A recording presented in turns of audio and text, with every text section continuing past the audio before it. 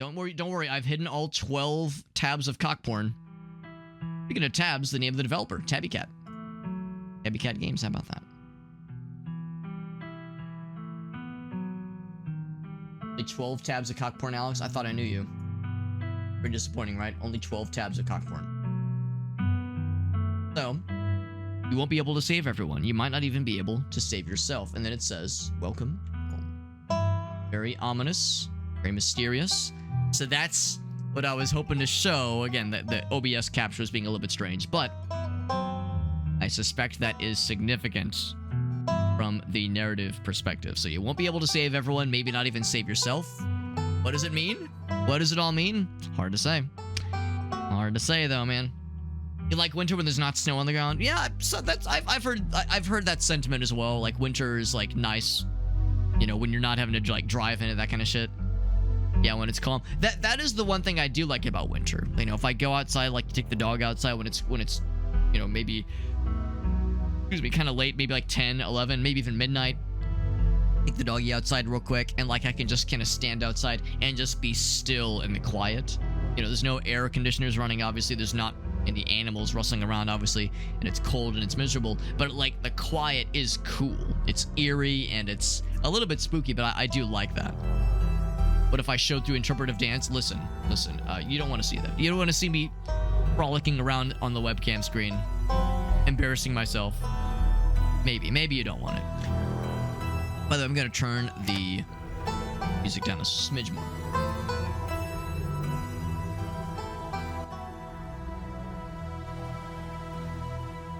And now let's go ahead and jump into the games. It's a Scarlet Hollow.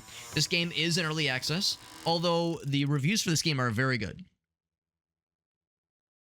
It currently has an overwhelmingly positive review on Steam. Review rating, that is, on Steam. And although it's in early access and it's getting very regular updates, I think it's pretty well developed by this point. So I don't know how long they have left on the game, and I haven't looked to see what the development roadmap looks like. But yeah, I think they've done quite a bunch for this game. So that's my name. My name is Super Hobbit. Yes, sir. I live in the city of. Should I be like geographically accurate, or should I say the Shire? Or even the Super Shire. I think this game is like fairly serious. So, like, you know what? Yeah, let's. I mean, yeah, I think the game is fairly serious, but I like to think that going in on the brand consistency is a decent way to do it. So, I'm in the Super Shire. That's me. So, and this is kind of nice. Get to choose your pronouns. So it's kind of nice. So, sure enough, I am a he/him kind of fella. Bloop. Does not impact gameplay, but just nice. Just nice to be able to have that choice. Traits unlocked. Traits unlock additional paths and dialogue options. Not at all what I was expecting. So different traits. Tough as nails, pinnacle of fitness, imposing presence, and a mean right hook. I don't expect there's much, if any, like combat in this game necessarily. So I don't know if I'm quite interested in like things that are for combat as I am in just things for interesting storytelling. Like mystical sounds interesting. Talk to animals sounds interesting too. A gift and a curse. Good at lying and hard to lie to. Read the room and read the people. No door can hold you. Picking up small details. Empathetic. Book smart. Interesting. Let's see. Wealth of esoteric knowledge and know when to use it. A talented researcher. And of course the most canonically accurate one out of all of them. A hottie. Extremely good looking, a natural flirt, impressive genitals, people just like you probably because you're a good person. What was that one, Alex? Yeah, a natural flirt. That was the one I said. Yep, that's the one. So, I mean, both of these seem cool, but I think I will, all jokes aside, I probably won't take either of these. I'm thinking mystical, and probably not book smart. I'm thinking talk to animals or keen eye. Street smart does sound neat. The idea of being able to read people, read the room, that sounds interesting. But maybe that would give away too much. I'll do keen eye and mystical. See the threads of reality in other ways, strange and unusual. Strange, I mean, strange and unusual, of course. That's like an obvious one, obviously. I'm all about strange and unusual things. So already something quite different from Slay the Princess. This is the same developer as Slay the Princess, and I think it's a self-published game, which is interesting too. So developer is the same company that's publishing it. And right from the get-go, some major differences from Slay the Princess, which just throws you into the game, whereas this one, there's like builds you can presumably run with. We got Rhinoclops. What's up, buddy? Yeah, weird and funky. Oh, you did get to play, or you got a key for Rainbreaker. You're gonna be playing it soon. Awesome, man. Yeah. Yeah. Oh, and my opinion of Rainbreaker, that is, because I really enjoyed it. Yeah, we played it a couple days ago, and I fucking love that game. Very, very cool game. Now, granted, this is coming from someone who never played Hades. So, if you've played like 100+ hours of Hades, it might be a little bit derivative. And it might also be a little bit on the easy side. I found that after like 3 or 4 hours of the game, I had made like pretty good headway overall in like the number of bosses that I had yet to beat, that kind of thing. So it might be slightly on the easy side, but very, very engaging gameplay. It feels great to play. Cool visuals, love the style. Yeah, played a little bit of Hades. Hades is pretty hard. Yeah, Rainbreaker might be really your kind of thing then. Because I really enjoyed Rainbreaker. I'm not like a pro gamer by any stretch, but yeah, I found that after a couple of deaths, I was like, I think I got it. Like, I think we got it figured out. I fucking love that game. And it makes me want to go back and play Hades. And of course, Hades 2. But yeah, it makes me want to play the games that clearly inspired it, because it's very, very good. Highly, highly recommended. And as luck would have it, we'll actually have... I know, Rhinoclops, you already have a key for this game, so I know this doesn't really benefit you specifically, but just in general, if anyone else is wondering, this game I'm raving about that we played the other day, we are going to have 2 keys for that game to give away, not tomorrow, but a week from tomorrow, so the 29th, I think. Or 30th? It'll be the 28th. So yeah, we'll be doing a giveaway of 2 Steam keys for that game next Friday. Yeah, very, very good game. Highly, highly recommended. Good to see you there, Rhinoclops, and yeah, appreciate you popping in, bud. Always nice to see you. Bus hitting a particularly nasty bump, it says. We're awake and exhausted. So, this is me. I'm Super Hobbit. I'm from the Super Shire. So we can access a kind of a journal of sorts. We can save anytime we want to. We can also check the dialogue history, which is kind of cool. That's something that I definitely know was available in Slay the Princess.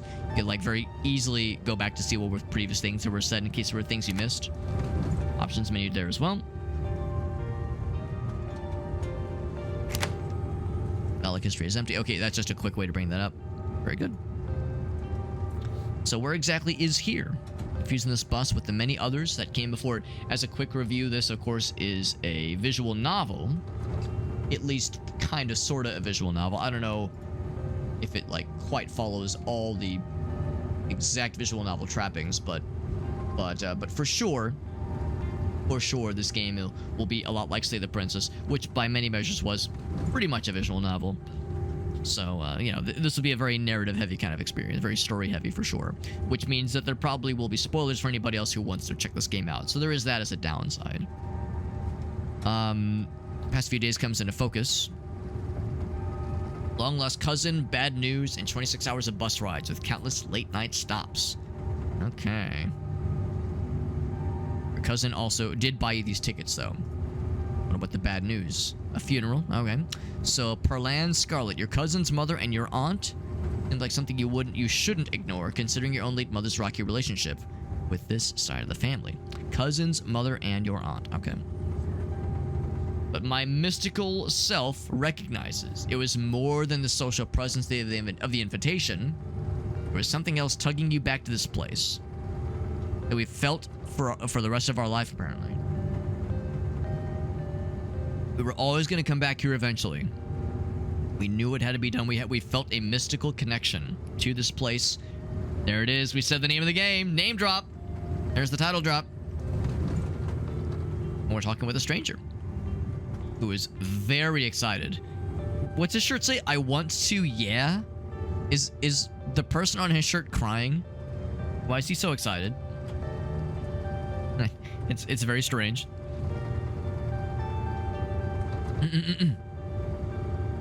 Let's see. Been sitting next to you for the past 5 hours, talking without pause. Oh boy. Oh boy. Did he even notice that I was asleep? Maybe he was being friendly, but several hours of a one-sided conversation. Oh boy. Oh boy. This person might be a lot. Messed around because I was a dumb teen, he says. Usual prank stuff. You know what? I know this kind of person. I know this kind of person where, like, it's kind of cartoonish, the idea of someone who either ignores or is unable to read the fact that, like, they're just word vomiting to you and you're like, it's like, bro, this is a bit much, and they just don't give you a chance to talk and they just keep on going. There was a person at a job interview. I will never forget. It was a multi-hour job interview. It was for a job I did not take, obviously. It was an interview that lasted for 3 hours. And it was the second part of a 3-part interview process. The first part was online. The second part was this in-person thing. It took 3 fucking hours. It was with 3 different people. And they were going to call me. They tried calling me back for the part 3, and I did not take the interview for the part 3. I was like, I do not want. I'm done. But yeah, one of the dudes in that interview, he was the kind of person that would he would like say a question to you and then answer it for you. He'd be like, he would do the kind of thing where it's like, yeah, so would you see yourself working at a so-and-so? Because if the answer is yes, then here's this. And yeah, what would you say if this option were presented to you? Because if so, here's what would happen. Blah, blah, blah, blah, blah. So he would like kind of like assert a question and then just answer it for you and keep talking. It was very strange. So it's one of many reasons I obviously didn't take that job. So anyway, that is extremely bizarre. We got Far. So what's up, buddy? It shows that I'm aware. It shows that I'm alive, man. Was he like a sales rep? You know what? Looking back, this person might have had a background in sales, potentially. Just with that kind of like cadence that he had. For sure. So anyway, he says pushing joggers into the harbor. Yeah, that's one of those where I'm gonna be like, excuse me, what the fuck? Yeah, teen stuff, you know, pushing people into the water, you know. Girl comes up swinging her purse, gonna call the cops. It was hilarious. She hit my friend. He said it hurt a lot. She was mad and not just playing, I guess. Then she fell into the harbor all on her own. We didn't even have to push her. We fished her out. Her phone got soaked. She couldn't call the cops. It was great. And she became my girlfriend after that. We've been on and off for about a year, so it's pretty serious. Oh my god. Yeah, it was pretty unpleasant, honestly, Ryan. Yeah, it was not a fun time. Yeah, it was bizarre to me because for privacy reasons, I will not say who this company was, and also I don't like to sling mud, but I will say it wasn't for anything cool. It's not like, usually when you're doing like some kind of really intense interview like that, you're interviewing for fucking, I don't know, Microsoft or Google, or like some top tier company. This was absolutely not a top tier company. It was something that was not worth that amount of time. And there were many reasons why I didn't take that job. Another one of those reasons is that the manager that interviewed me first, who would have been my boss had I taken the job, openly admitted to working 12-hour days. And I was like, and I straight up told her, that is not the kind of thing you want to tell somebody interviewing for you. Like, that isn't, even if, and she deflected and was like, no, it's like, you know, I'm a workaholic, I do it on my own. And I straight up told her, it's like, no, you don't understand. That is like a red flag. Like, that's not okay. And what I probably should have done was just I should have just been like, all right, this interview's done. I'm done. But I felt like I was in one of those instances where I wanted the interview practice, so I stuck around for the full thing. But yeah, I didn't pursue it after that. This 3-hour tour, as it were. Because yeah, that's like just fucking awful. It's not a good time. But so yeah, it's bizarre to me. And again, it involved like 3 different people too. And they were talking about how they were having a hard time keeping people. It's no fucking wonder. The one thing I will say is that the third person that I interviewed with in this company, and I don't mean, I mean, it's a little bit weird. I don't necessarily think it's unprofessional, but within like a very small amount of time of like talking with him, he was like telling me about some very sad like personal tragedies he had experienced in his life. And this was a technical interview, mind you. It was a coding kind of thing, right? So I was like doing coding challenges, but he was just kind of, you know, I wouldn't say trauma dumping, but sharing some very personal details about his life. And at one point he just kind of stopped. He was like, you know, Alex, you're really easy to talk to, which was very flattering. But by that point I was kind of checked out. I was like, I'm not working with these people. But that is something that did stick with me at least. So there was at least that. He says, 5 months ago, she tried to break up with me. And, wait. He says, you ever get so mad you just want to kill somebody? Oh boy. Oh boy. Oh geez. Oh gosh. Oh geez. But yeah, we're right at the start right now, and we've chosen our starting build, so to speak, and we woke up from taking a nap with this stranger kind of talking at us with telling stories that we did not ask for him to tell us, and we've been thinking about why we're here, and we're going. I think either we're going to a funeral or we're just like coming back from attending a funeral from an extended family member. And he's telling us a story about how, yes, there was this girl he became involved with, and she tried to break up with me. And he says, yeah, you ever get so mad you just want to kill somebody? He says, I feel like killing someone right now because you're being very annoying. I find it alarming that you have, yeah. I feel this way. I mean, listen, of course I've felt annoyed by things, but I don't know if I've ever like thought to myself, I could kill this person right now. Like that is alarming. That absolutely is alarming. So in the original context, I gotcha. Going for the Dual Blades characters right now, XGF. Yeah, in Marvel Rivals. Oh, no, not in Marvel Rivals. In Monster Hunter. I mean, Monster Hunter and Marvel Rivals, they're like the same game, right? There's like flashing colors. There's swords sometimes. There's monsters. You hunt them sometimes. He says, oh, you're young. You're a youngster. When someone tries to break your heart, you'll want to kill somebody, apparently. It changes a person. I could have killed that person. Hilarious.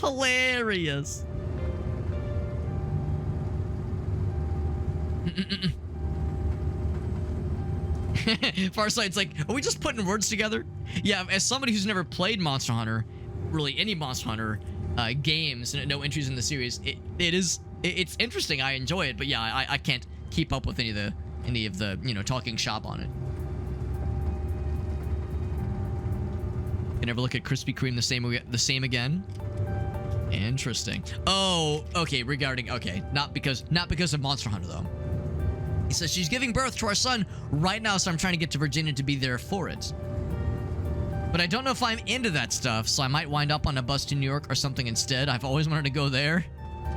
I don't know if I'm into like being responsible and having people that I love or love me. I might just go somewhere else. Like, Jesus. And you're thinking about ditching her to go have fun in New York? Yeah, get out while you still can. Yeah. We could do the Keen Eye one. I don't know how involved I want to be in this guy's personal life. I mean, it's bizarre, but I don't know if I necessarily like want to like ask probing questions and get drawn in with this person. It's a bit much. I never threatened to kill her. I just thought about it. Oh, it was just over text. Okay, totally different. Fatherhood's scary. Her mom is there, so she's not alone. Her mom doesn't like me much. I can't imagine why. It's chill. It's fine. Where are you headed?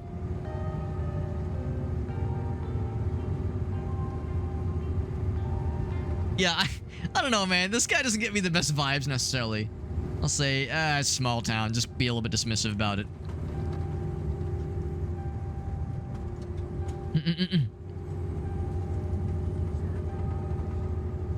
This dude's a psychopath. Yeah.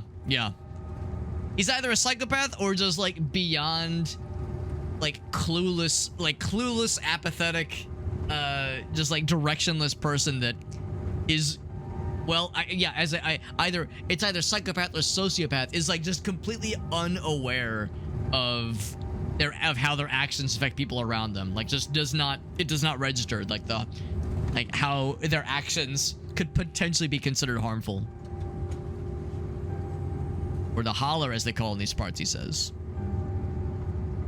The only other stop on this bus until it turns around. He says, I'll ride it often. No one else goes up that way. Some people worked in the mine. There's a coal mine up in the holler. I never wanted to do that kind of thing myself. I like my lungs the way they are. Haven't heard from them in a while, he says. Maybe they're on Facebook. Maybe they didn't die. Ha ha, hilarious, hilarious. He says, oh, this stop is me. It was lovely meeting you. Hope we don't get too bored without me to talk to. And then he has something for me. Dripping bag of peanuts. So boiled peanuts, presumably. Yeah. I've actually never had boiled peanuts. Some people swear by them. Apparently it's like a southern thing that some people love. Others say it's fucking disgusting.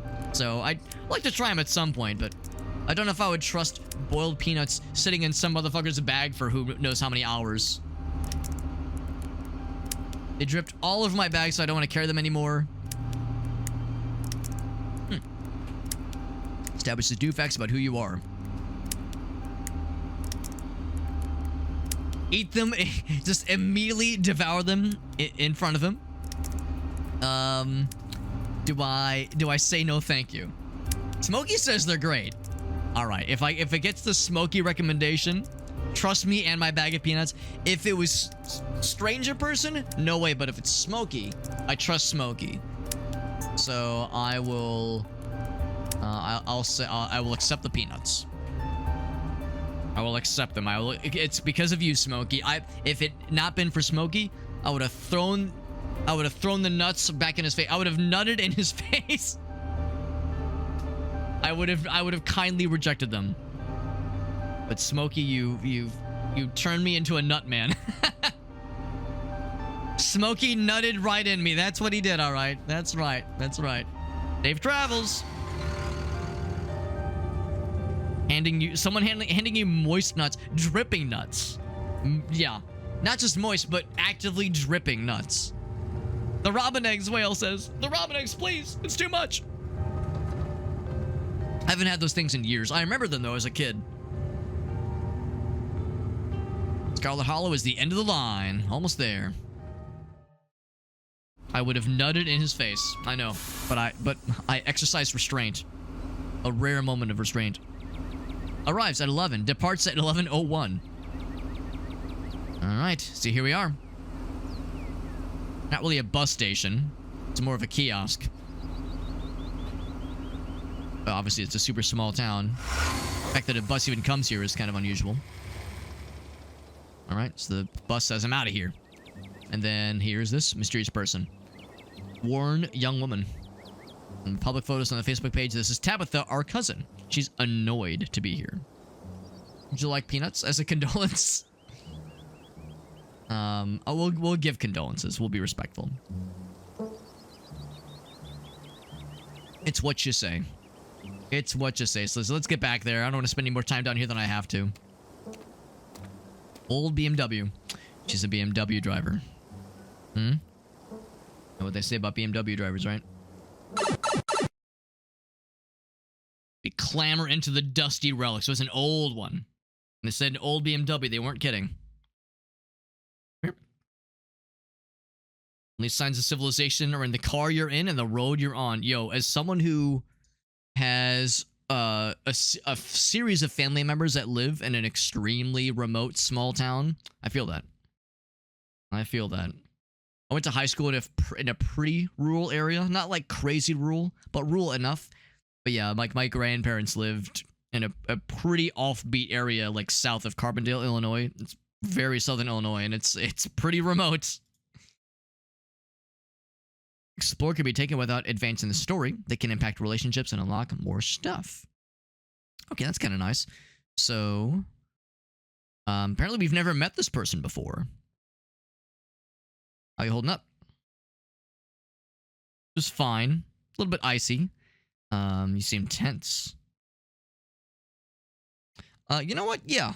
I think I will invoke this. I feel like invoking the like your specific qualities or traits is not always a good idea, although it's the kind of thing that is only sometimes available depending on the traits that you took. Oh, sorry, I forgot to unmute the game. Not that there's that much specific audio things happening. I don't think there's been voice acting yet. Yeah, a little tense. I mean, who could blame her? As if this is her cousin, her mom's the one who passed away. She tenses up even more before mention of your mom. It's a sore spot for her.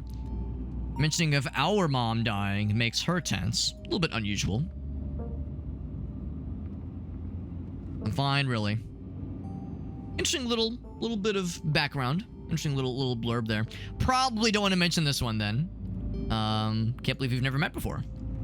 Which is a little bit surprising. I mean, the protagonist was saying how they haven't had much to do with this side of the family in a long time.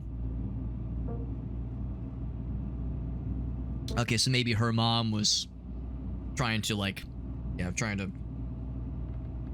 keep some distance for one reason or another. Same careless cruelty in Tabitha's words that your mother would use when she talked about Pearlan and the other Scarlets. Pearlan is the mom that just passed away. She is, yeah, she's here whether I want her here or not.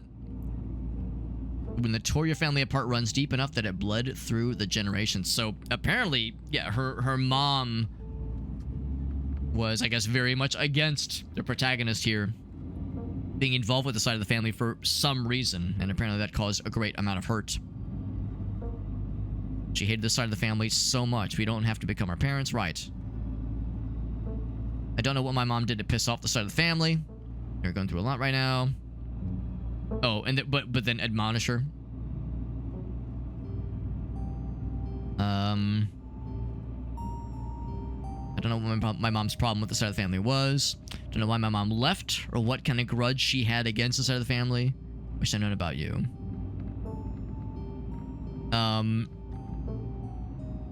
This one tempts me. I would probably go with this one. I wish I'd known about you. Go for, you know, kind of appeal to empathy.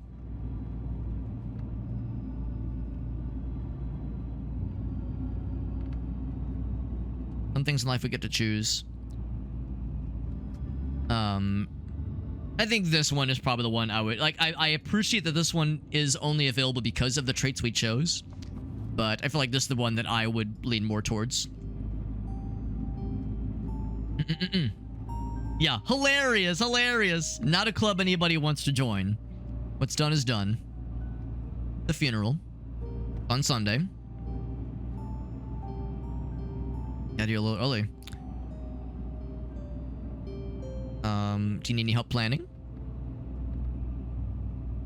As it's been fine, just need the coffin and someone to dig a hole. Yeah, I don't think I want to invoke that one.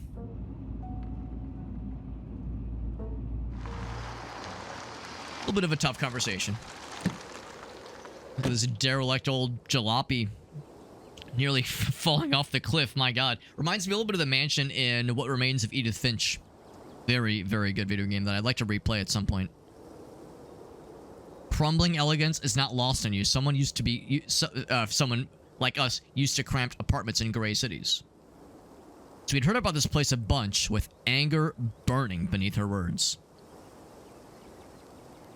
Not exactly faded majesty, necessarily. More of a jarring blend of opulence and ruin. Maybe it's something that we should have been left to rot a long time ago. And yet, here we are. Blast of dusty air as you step across the threshold into the foyer. Stuff has been here for a long time. Longer than we've been alive. The doors creak on their hinges. Aches and moans of ancient floorboards. You step on the floorboard. Harder. Harder, daddy. Whoa, that's getting weird. Sorry, floorboard. Didn't mean to step on you. Step on me harder. I imagine Tabitha, like, just with this body language, she's like, welcome to our family's humble estate. Pff, I fucking guess. Like, she's very bothered constantly. Yeah. The themes hit hard. It's one of those games where it's done so well, and I mean, there are some parts that are really heartbreaking, but I really love how that game is done, and I'm glad I played through it. I actually played through it on stream a couple years ago, and I loved it, and I kind of want to replay it because, you know, once you replay a game like that, you know what's coming.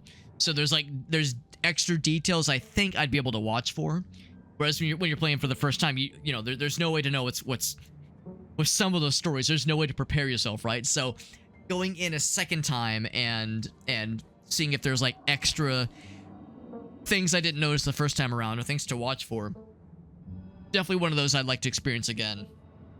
I would probably play it off stream, to be honest, but yeah, that's a very, very special game. But also, yeah, there are some parts that are very, very close to the heart. Very good video game. Only a few rooms will be safely accessible during your stay. Well, that's reassuring. Outer Wilds, you know, you and me both, Whale. You and me both. I've heard that one's also extremely good.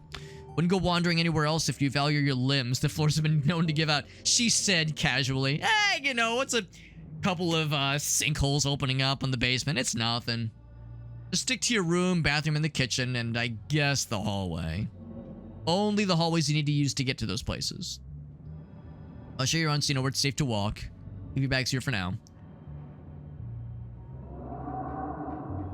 Beautiful and clean.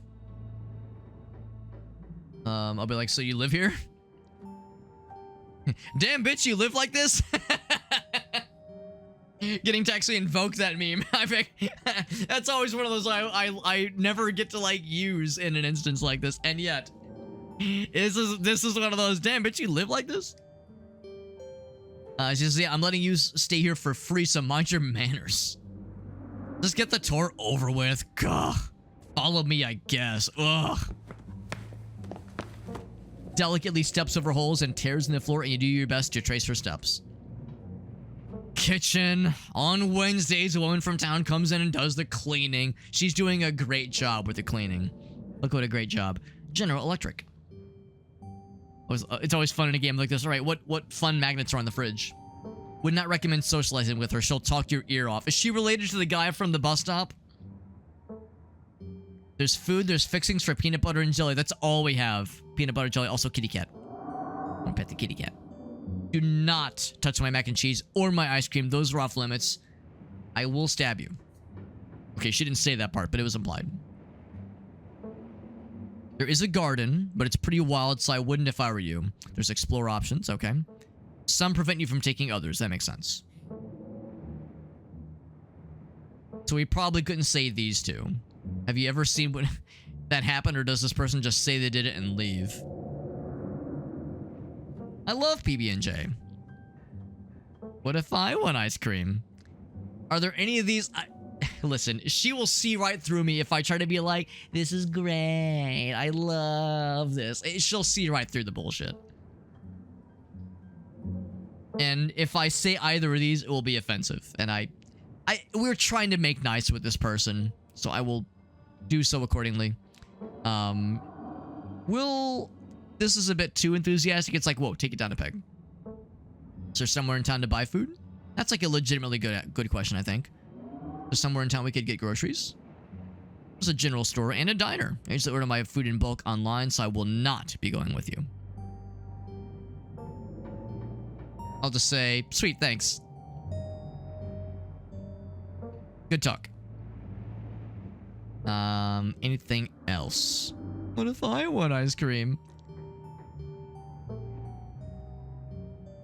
I'll say it's nice. Yeah, it's a kitchen. All right, what's next? There's the bathroom. Can you imagine what the state of the bathroom's gonna be? Maybe it's perfect. Maybe it's pristine. It's kitty cat, tuxedo cat. Is that your cat? What's its name? Frau. Do not try to pet her. She will let you know if she wants to be pet. Fair enough. I follow tab with this advice. I mean, I love kitty cats. I love any small animal. But generally speaking, if the owner gives a warning about petting or not petting, I will heed their advice. Long, dusty hallway. After a few nights, it'll be easier to navigate these spaces, but for now, it's weird. And also, we're lucky to have not fallen through yet. Not much to show. It's a bathroom. I'll wait outside. Do what you must if you must. Take a ravaging, loud, spectacular shit in front of her and do not break eye contact. Forced eye contact for the full 45-minute experience. This is a wretched bathroom. Piles of shit sit untouched in the corners of the room, and mystery stains full of piss. Paint the floor.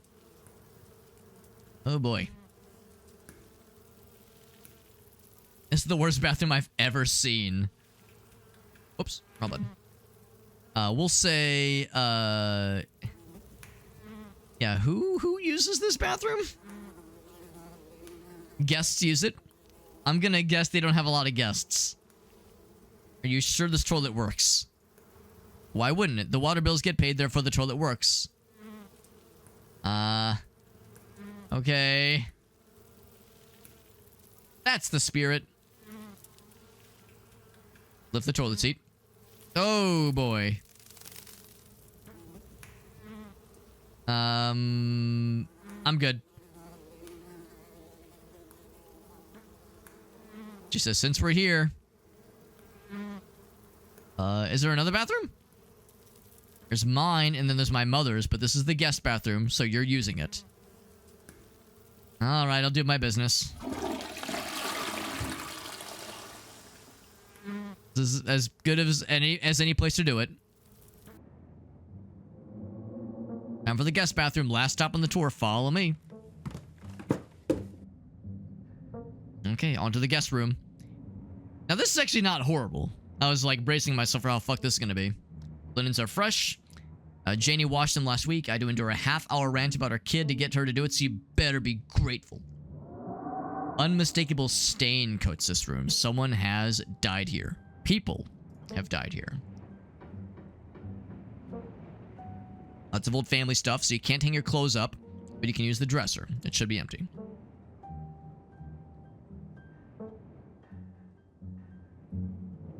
I don't know if I want to press her about this. She's being very unpleasant about this whole thing. What a dump. I hate it. I will ask about the boxes. Old family stuff.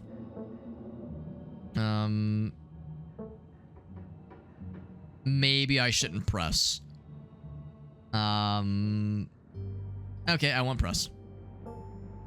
Great, thanks. Yeah, I'd be curious to see her response, but it would, there's no way it would be well received. Who used to sleep here? She's gonna say guests. When? This house is almost 150 years old. A lot of people have slept here. And now you'll sleep here, carrying on the fine tradition of bedrooms being slept in. Is there anything else that I would consider? This one's also not really helpful necessarily. And lying, like, there's no way. They'll see right through that shit. We'll start to get settled. Take it back to the foyer. Is it foyer or foyer? I always assume it's foyer. Because you're so happy to be in it, you say, "Oh, this is I'm here in the foyer. Yay! Yay! Because I'm so happy for being here. Must return to my duties. I don't know what her duties are. Maybe that means she has to use the restroom. Don't expect to see much of me." Okay.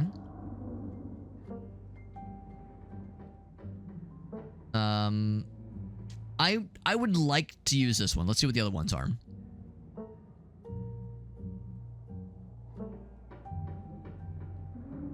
We should hang out with you when you get back. I'll ask this one. Keen eye.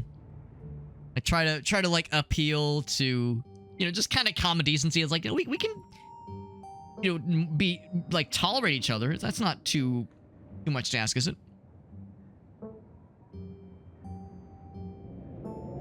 Sorry, I've been a little bit testy since you've gotten here.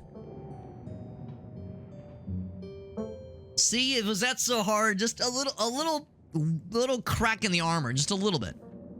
Stay out of my hair until later. I have work to do. Can I ask what kind of work? Run the coal mine. Everybody in the family runs it except for you and your mom. Requires a lot of time and concentration.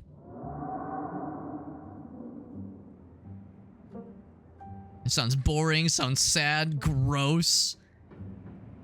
Ethically and physically vile. Hashtag Jesus, what are these options? My God. I'll just say, yeah, I didn't know we owned a coal mine. Yeah, she owns the mine. My side of the family forfeited any claim to it years ago. Can I come watch? The mine is dangerous. Okay. I'll just say... Okay, cool. Keep it to yourself. I'll say... let's hang out when you get back. Let's be besties. We'll see. A lot to be done this week. She slides away.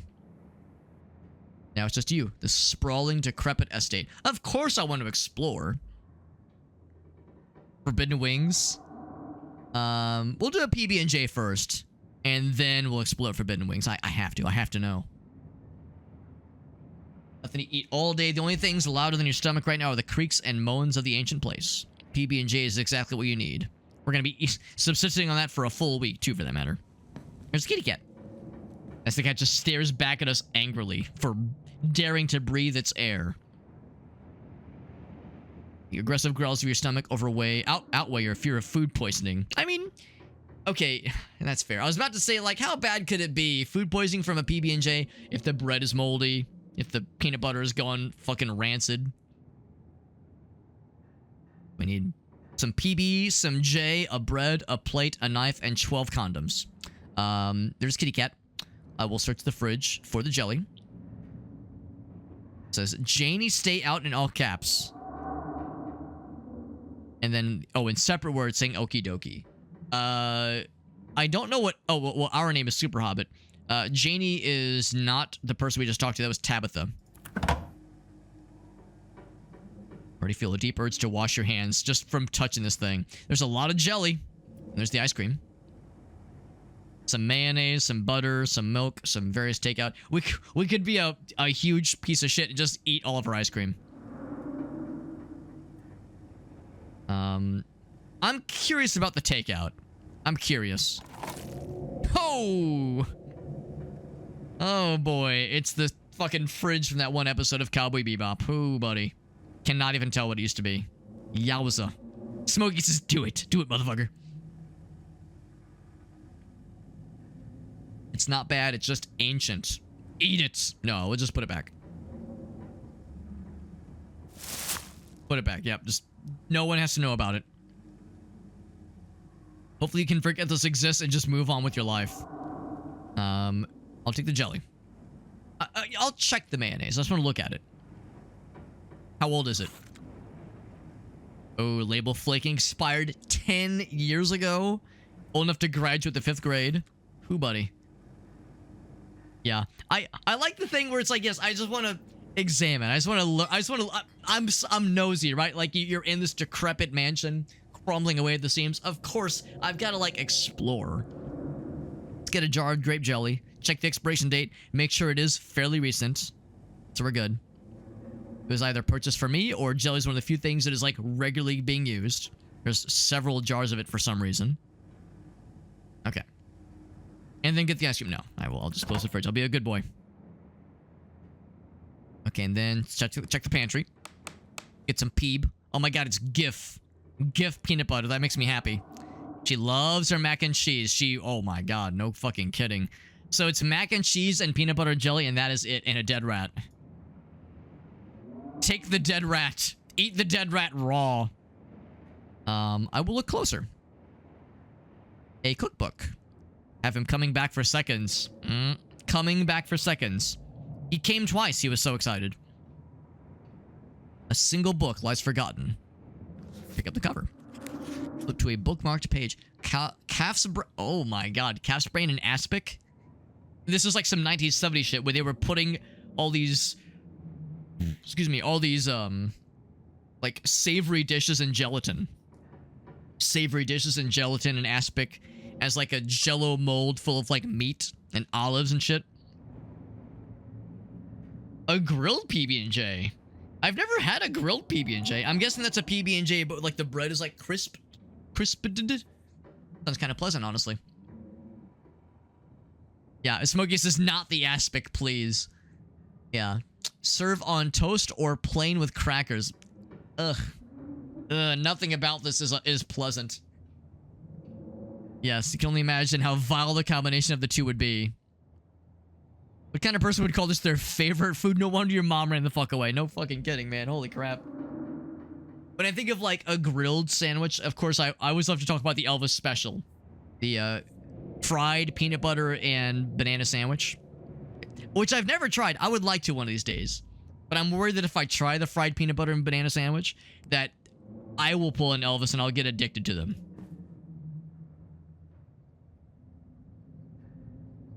Yeah, bread and peanut butter. I'm gonna examine the mac and cheese. I'm just curious. I've never seen this brand before. Well, it's legally distinct Kraft mac and cheese. Oh! That's very funny. That's fucked up, but it's very funny.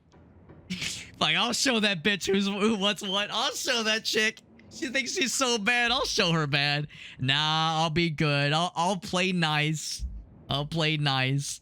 The allure of tampering with the mac and cheese is extremely funny. That is extremely funny. She already seems not like you. Like, listen, we gotta live with this person for a week. We gotta put up with this. This is unpleasant for everybody, but like, if I start day one shitting in her cornflakes, it's gonna go bad for everybody. I don't want to make things worse. Exactly. Well, let's take the bread. Not one of the few non-moldy loaves. One step closer. And take the peeb. Always doing the grilled PB and banana. Oh, baby. Oh, baby. I hope it's good, Smokey. If you've ever had it, you probably already know. But if you've never had it, then I'll be curious to hear your thoughts on it. The king of... nuts. The king of the nut. Only 3% of each jar is mashed up cockroaches. Well, that's reassuring. Need a plate and a knife. We're all set. Kitty cat's guarding the knife. I bet the one clean knife, and he's like, "What? Ain't that some shit? What if the cat has like has the one clean knife in this entire kitchen, and it's just under its paw, and it will not relinquish the knife to you unless you pet it." Check the cabinets, dishware, and maybe even utensils. Check the shot glass. I survived Deb's 50th. So it probably wasn't for her for 50th. Perlan was not the type to have kitschy friends who gave out themed shot glasses at birthday parties. Maybe Janie has it. I don't know if I've pieced together who Janie is yet. Because Perlan is the woman who passed away. Oh, Janie is the cleaning lady. Gotcha. Yes, maybe that's what she needs to get through this experience. There's a bowl for the ice cream. The mug. Blowing rock. I was blown away. I blew all these rocks, and all I got was the stupid mug. But the R looks like suspiciously like a C. Aunt and cousin actually traveled sometimes. Only a few hours from the estate, but still. Altitude, it's pretty high actually. Maybe I can route my return through blowing rock. It sounds nice. I'm kind of curious. What else is there? Because I'm worried if I do this part, that'll like go kind of set me on the path for the next step. And I want to, you know what? Yeah, I want to check out the garden. I'm kind of curious. Reclaimed by the wilderness long ago. It's not safe, but who's to stop you from venturing deeper? I'll eat first. I'll eat first. Okay. Now I feel like I'm satisfied here. So go to the cabinets. Grab a plate and a butter knife. Let's eat first and then go exploring. Get myself into some trouble. And then a bowl, yes, so I can make a bowl of PB&J. Make that PB&J. Successfully combined your 3 ingredients, made a sandwich. You can feed yourself. New recipe unlocked. It's Terraria or Starbound all over again. Got achievement for following the recipe. Job well done. Devoured that sandwich in no time at all. Alright, now I will... Aw, search the garden isn't here. You've eaten and have a full day ahead of you. What do you want to do next? Keep exploring the kitchen. Yeah, the garden isn't on there. I really want to check out the garden. I was thinking I could eat first. Let's investigate the forbidden wings. The nearest door is impeded by locks and chains. Interesting. How very old school. So that's it. Yeah, so we can't explore anything else then. What about settling into my room? Then we'll back up the stairs to the room to unwind before you face the rest of the day. The entrance. You can take a nap. Put the spare clothes in the dresser. Oh, there's a fucking not raccoon, a possum. I was expecting like a mouse, maybe some cockroaches, an honest to goodness possum. Meh. Quiet but angry. Delightful. Offer your boiled peanuts. Put the clothes on top. I like the idea of offering him the peanuts. Maybe we can make him our friend. Still dripping bag of boiled peanuts. He hisses in disgust. No one wants the boiled nuts. I'm just gonna close the drawer. It's fine. That's my drawer possum. He's just chilling, all right? He's just chilling. Get away from my nuts. I was thinking maybe I could like tame him. We could be best friends. Wishful thinking. Maybe I would have been better off keeping my clothes in my nice clean bag, but no going back now. The closet. Nice spooky doll, of course. You can't have an old spooky room like this without a demon doll. Lots of family history back here. What's the doll? Got something written on the foot. Its foot reads property of Alexandra. Okay. Ominous noises in the background, by the way. Look out the window. There's the garden. Would love to go out there with a shovel and some gardening gloves to whip it back into shape. Pull the weeds, chop the trees, carve some topiaries, do whatever is needed. Get some goldfish in the fountain, have a nice tea while enjoying the bird song. A lot of work. What's the painting? Older relatives. Never heard anything about your aunt and cousin until a week ago, so the rest of the family lineage is kind of unknown. Mary Belle Scarlet. I think I will not take a nap just yet. Or I guess head to town. I really want to explore the garden. I was thinking I would eat a sandwich first.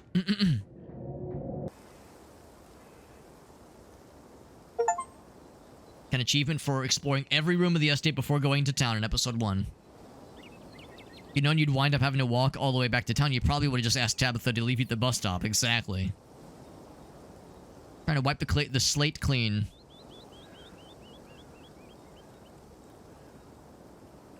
Continue down the path. It's pretty. Continue down the path. All right. Made it back to town, or what remains of it. There's the general store. There's like I think that's maybe that's the diner. That's the holler.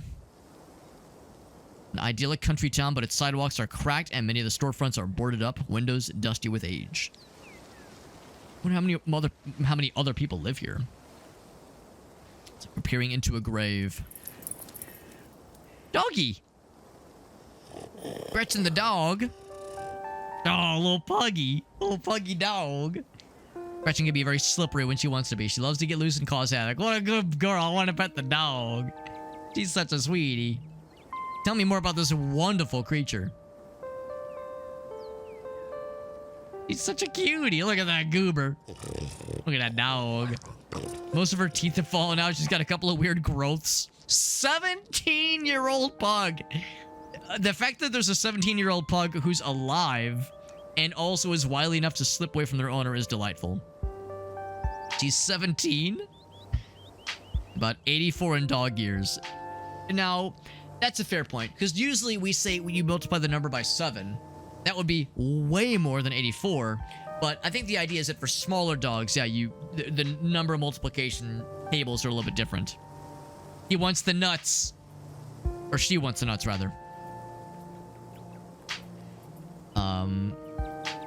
So her previous dog lived till 19, which is amazing. That's some good, long dog living years right there. Or even 20.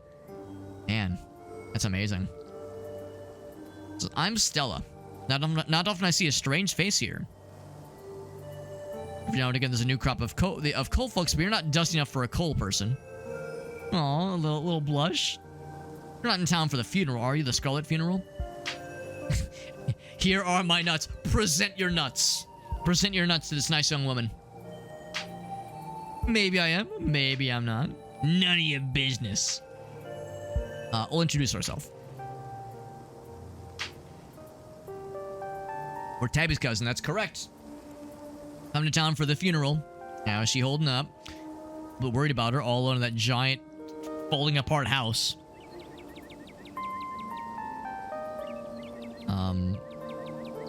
Mystical and Keen Eye. So that's the one I probably will ultimately pick. There's a bunch of options that seem nice. Putting on a front. She seems alright. Is she always so, you know, fucking awful? Yeah. Yeah, I'm curious about the Explorer option. Can't imagine Tabitha going anything by as like fun as a nickname, like a shorthand. She did it back when I knew her better. It's been a while, though. She's put some distance between her and several people, presumably. So yeah, we'll do this one just, I mean, for one thing, we can only say this one because of this particular combination. An achievement for taking a menu option that requires 2 traits. There's this icy front, but I'm not sure how to get to it. She's always been a little rough around the edges. It's hard to tell if that's just the way she is or if she's been putting on an act her whole life. Up in that old mansion all by herself. But I'm glad you're here. Being in a small town would do her good, even if she doesn't think so herself. She's not worth your time. Fucking forget her. How long have you known her? Long time. It's a small town. Everyone's known everybody else for as far back as they can remember. We were close when we were young. School production of A Midsummer Night's Dream. Puck, and she was Mustard Seed. Now, I have a specific memory associated with a Midsummer Night's Dream. So I've never done any stage performance. I was never a theater kid. Although I think I probably would have liked it back in the day, but I never tried it. And I've never like been in a play, and I haven't really seen a lot of plays. But I've read some Shakespeare, and there was a class in high school that was all like an elective literature class that was all about reading Shakespeare as a group.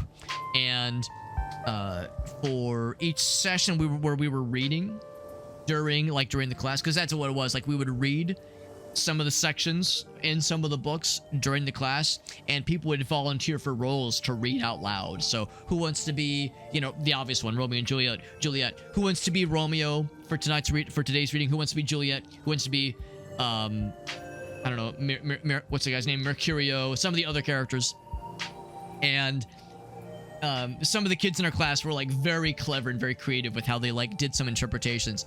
And I don't so much remember Puck, but I remember Mustard Seed was one of several fairies. I think Puck was a fairy as well. And most of the kids in the class, when they picked one of the fairies to read from Midsummer Night's Dream, they would talk with little fairy voices. But then the guy who was voicing Mustard Seed was, I think his name is Dave, really big guy, not like fat or anything, but just very large, hulking, muscular man mountain of a guy. And he had this very deep voice. And so like whenever you would have these series of high-pitched voices, and then Mustard Seed would have this deep voice. And there's the first time when they introduce themselves, and the fairies say they introduce themselves, they say their own name. So again, I can't remember the other fairies' names, but I remember when it came to Dave, his was Mustard Seed, and the whole room erupts in laughter because it's fucking hilarious. So anyway, very specific memory unlocked. Yo, what's up, Shock Value? You were on the tech side. What a nerd. On the tech nerd side from the start. Still valid. It's good to see you, Shock Value. Yeah. So yeah, she's more than a little prickly. She's just a little prick. But she did soften her up a bit in the end, which is nice. So she was a little bit icy originally, but they maybe became some kind of friends, kind of, sort of. But then she graduated, and that was that. Just, you must be starving. I was on my way to the diner for a coffee, and they got great biscuits. I'm like, hell yeah, that sounds great. Now, we already did eat, but yeah, it would be nice to hang out with this person. Yeah, I'll say, sure, why not? I'm not going to say your treat. Like, that's... We'll say, yeah, we'll go along with it, but we'll offer to pay. We'll be nice. Turn around and leave without saying another word. Sure, why not? It's nice to make a friend. We got Meerkat. What's up, Mr. Meerkat? Meowdy to you as well. They got Winnie's winning smile. Aw, that's actually really sweet. I was like, oh, what's Winnie's winning smile? I was like, yeah, is that like the name of a drink? And then I see free and I go, oh, they just smile at you. That's very nice. This place seems so run down and unkind. So seeing like a nice, happy thing like that on a sign is like, oh, that's kind of sweet. Fancy City Coffee, $2. Sausage Biscuit Special, also $2. Sunday Pancake Special, $3. Bottomless Coffee, $1. What is this place? I need this in my life right now. My God, it's amazing. I mean, with these prices, are you kidding me? Now, granted, maybe it's dog shit. Maybe it's fucking dog water quality, but damn, I mean, $3 pancakes. What more do you need? Jesus Christ. Okay, this is not 2025 pricing. The tariffs have not hit this place hard. So at least they're doing okay in that regard, I suppose.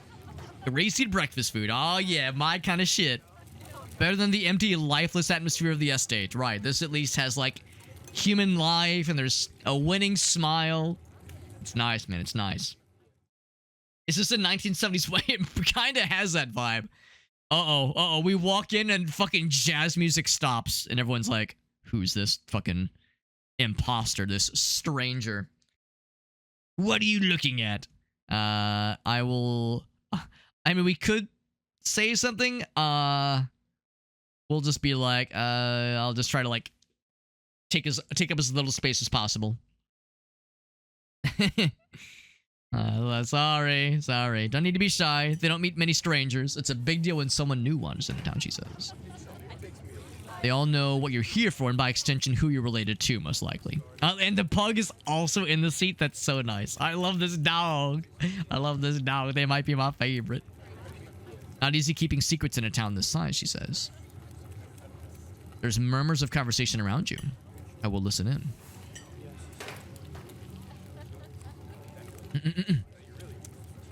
So there's two policemen and a young woman you assume to be the owner. That's probably Winnie and her winning smile.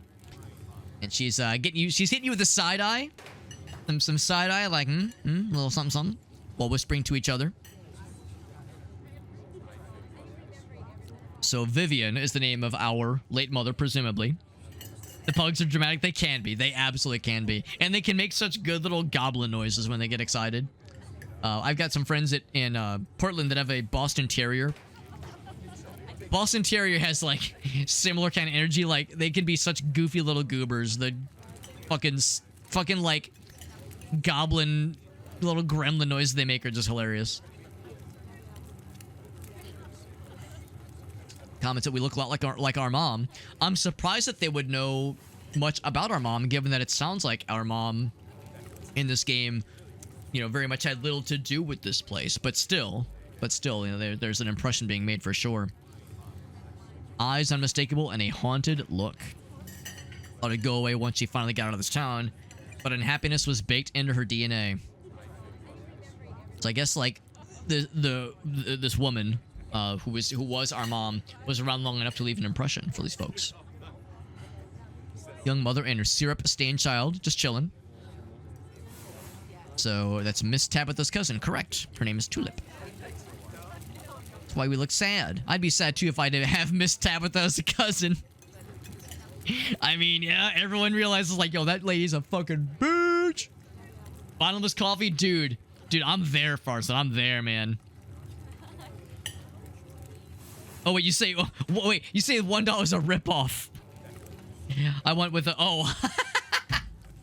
it took me a minute to realize what you meant. I was like, wait, $1 for endless coffee? That sounds amazing. And then I go, oh, wait, he wants the thick cough fussy, if you will. The thick, bottom-heavy cough fussy. Lots of cushion for the pushing. Lots of cream for the seam. I don't know. There's something there. Anyway, are you gonna finish your pancakes? They're almost cold. We gotta get home to help Daddy. There's one person sitting all alone, sipping coffee, reading a paper. Strangers wandering into town, never gorgeous blonde ladies of an appropriate age.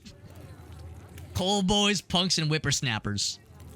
I mean, I appreciate the detail of him being like, I would like an appropriate aged woman waifu, please. Car says this. Don't you worry about that, Alex. I got the cream. I got the cream handled. I can always handle the cream. Scruffing down, heaping plates of food, just chilling. Some of them are like happy, others are kind of worn down. Young and looking for mine work. They don't got the stomach for it, man. That's the boss's cousin. It's for the funeral. Roll Miss Pearlan. May she rot in peace. Let the ladies, let the lady rest, bro. Don't speak ill of the dead, no matter how foul they were. Especially because you know, they've not so much been laid to rest yet. The body's still warm. If you've been around in her heyday, you'd be speaking ill of her too, man. Nastiest woman ever met, he says. Tabitha's a blessing compared to her. She must have been a real piece of work. Just curse the whole lot of them. Fuck all of them. That's enough of that. Yep. So Stella's a regular, obviously. Got you the good coffee. Very nice. And bacon for the dog. Oh, that's so nice. The doggy gets a little treat. The doggy gets the snackies. Yay, that's so fun. You can hide if you want to. Oh, the dog! The devs know what we're about, all right? The devs know what we're about. They're like, the devs are like, listen. We know this text block is covering the goods, so just press this button and you'll be able to see this dog fucking going ham on that bacon. Oh, they really nailed the like giant fucking goofy eyeballs and the little scrunched up face. Oh, I love the dog. I want to pet the dog. Let me pet the dog. I want to pet him. Oh, amazing. Just amazing. Yes, yeah, get the bacon. I want to give him little. I want to give him little lovies. I want to go. Anyway. Name's Avery. I'll be taking care of you today. Hello, Avery. Would you like some boiled nuts? Please, someone take these nuts. I accepted them from a bus stop and I regretted it ever since. Is bacon bad for dogs? Maybe? It's... Oh, listen, that dog is, what was it, 18? 17 years old? Listen, if bacon... Okay. I was about to say, bacon ain't taking that dog down, but then I see this face and I go, okay, maybe bacon is taking the dog down. Maybe the dog is experiencing a cardiac arrest as we speak. Maybe there's an achievement for keeping the boiled peanuts for the remainder of the game. Yeah, I would assume it's equally bad for all of us. I'll have one of everything, please, she says. We'll have a biscuit and coffee. Heard they were great. Best in the country, he says. Fragrant brew in the empty mug of yours. Very nice. And also sorry for your loss. Well, just nice. They know who we are. No surprise there. Bacon is good for dogs. It lengthens their lifespan. Again, maybe that's how this dog... Oh, look at that dog. Maybe that's what has allowed the dog to live such a long, healthy life. Look at those giant eyes. Those eyes tells me, I ate all the bacon and now it's gone. I want more bacon. He's such a little cutie. I took my advice with the biscuit. You will not regret it. Now listen, we had a PB&J, but surely we got more room in the tank for a delicious biscuit. Come on. PB&J can only do so much on its own. Funeral's not till Sunday. Lots of time to slum around town. Is there anything cool going on right now? There's a reading adventure at the library for little kids, but I still do it every month anyway. And Avery's throwing a party Saturday night, which will be nice. And there's a Sunday potluck, which will be nice too. Right after the funeral, so a good occasion, of course.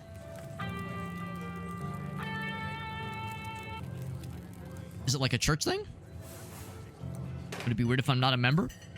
Sunday thing is just a coincidence. It's hosted by the library. That's nice. Not too many people go to church around here, if I'm being honest. Yeah, I was gonna say, I would assume it's the rural South. I'll say, yeah, we could be kind of weird about it. We could just be like, yeah, that's fair. That's fair.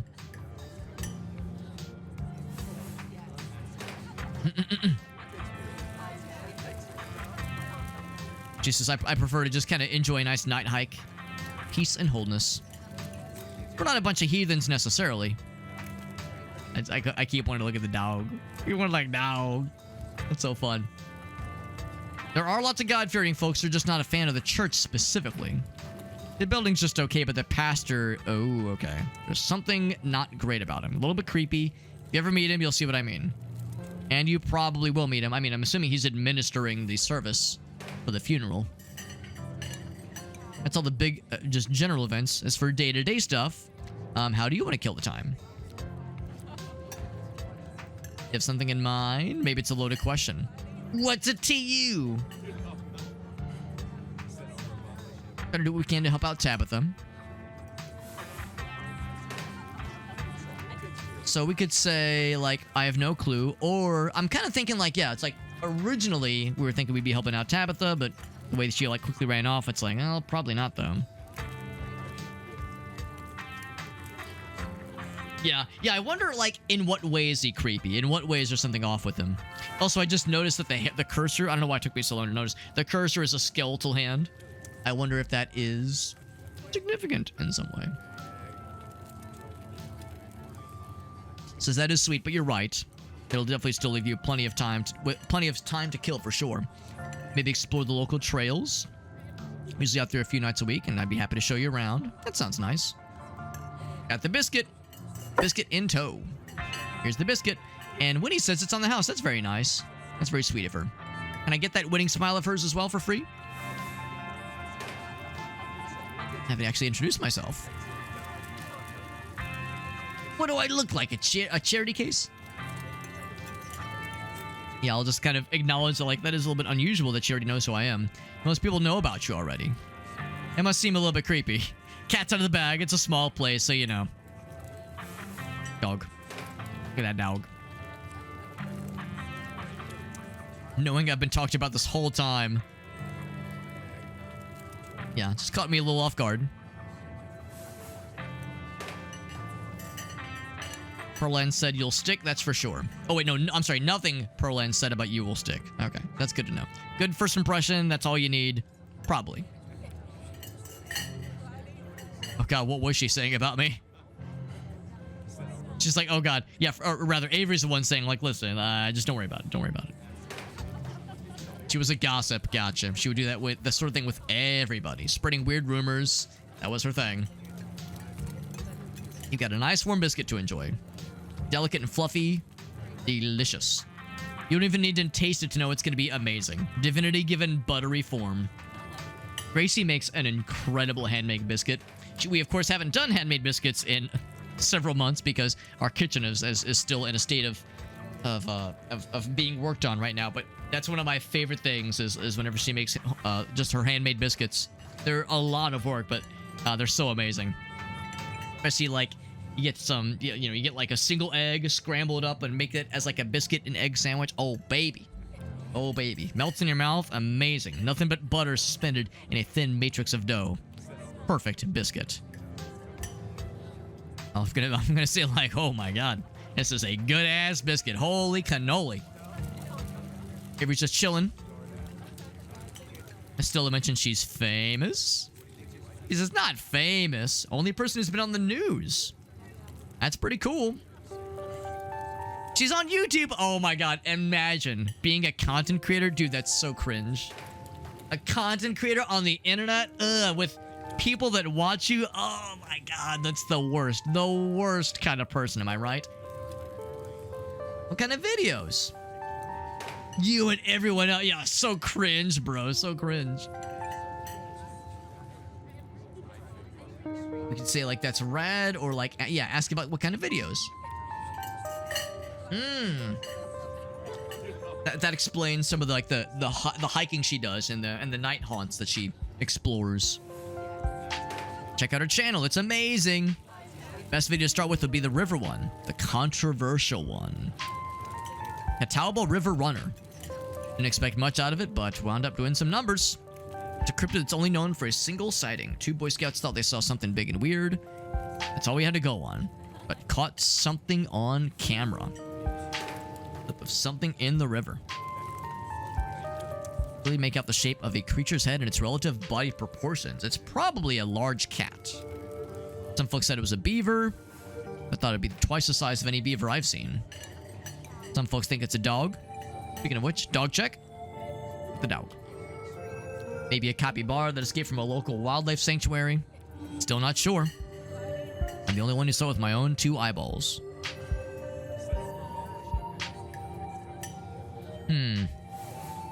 Whatever it is, you should leave it alone. I'll say maybe a big cat. Those little kitty cat ears. Mountain lion. All the theories. All the theories. There's no mountain lions. I know about the Appalachian mountain lion myth. Couldn't find shit on it. They're not exactly fans of water. Same with kitty cats, for that matter. I like the capybara theory, personally. An exotic pet for some folks. Sewer gator situation, there you go. Exotic pet owner. Yeah. It'll roam the... it'll roam the river, confusing Boy Scouts and YouTube commentators for years to come. I was gonna film this week's video tonight. Maybe you'd want to come along? It'll be pretty easy. No camping necessarily. Nope. Going after something. But no spoilers. Like, anyway, I should get back to it. Coast is clear. Skunk ape is what she says. Skunk ape. Is that worse? Isn't that worse Bigfoot? Tell me more. It's like Bigfoot, but smellier. Oh, I thought that was like a joke. No, so it is like a thing she's just trying to find. Most skunk ape sightings are from Florida. I've never heard of skunk ape. Is this an honest to goodness thing? She says it's from Florida. Is there some skunk ape shit on Florida? Maybe that's Florida Man. You know, we've heard a lot about Florida Man over the years. Maybe Florida Man is not a man at all, but is an ape. That is also a skunk. One who's playing tug of war with her dog. Maybe it's worth investigating. Want to tag along? What else do we have to do, honestly? Will Gretchen be there? The dog? Are you asking me, a stranger, to follow a girl I just met into the woods, unknown at night, to chase after dangerous beasts?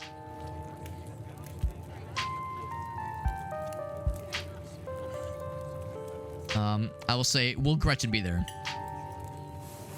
It's actually been a while since I've had anyone but Gretchen out there with me. I'm in. You son of a bitch, I'm in. Yo, what's up, Perry? What's up, Perry? Perry confirms that that Florida Man is in fact not the skunk ape, unfortunately. The channel was originally a couple buddies back in middle school. It was like a blast from the past. Our videos were terrible, she says.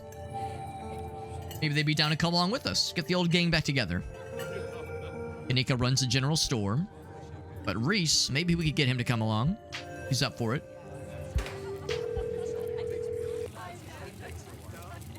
Been forever. Get the old band back together. Oh, but then she says, sorry to hear that. Change your mind. Oh, some bad news, maybe. Met someone cool in town. It's Tabitha's cousin. Here for the week. Looking for skunk ape. Skunk ape hunting quest. Maybe the easier trails. Maybe he's not feeling good. Sounds awful. Take it easy then, yeah. Have a more low-key hang. Well, being Gretchen, or, oh, wait, Gretchen's a lady's name. Just you and me. Did he ask you to bring me to his house? Bring me this person. I must see him. I'll say, like, is he alright? Not feeling too good. A lot going on for the past 10 years. Then maybe some health issues have gotten worse. Haven't seen him leave his house in a while. Not my place to talk about it, though. He's hilarious. We'll swing by his place sometime. Sure, that sounds nice. Need some cool friends. He's the trickier one to meet. Kanika is the one that runs the shop. She's out every day. We got a skunk ape to hunt. Yo, what's up, Game and Browse? With the bomber refreshment. Refreshing, not refreshment. Unless you want to drink Bomberman, but I don't know. Drinking Bomberman might involve things exploding. Since that's Bomberman's whole thing. It's good to see you, buddy. We're playing Scarlet Hollow. Really interesting little game by the same developers as Slay the Princess. It's surreal for sure.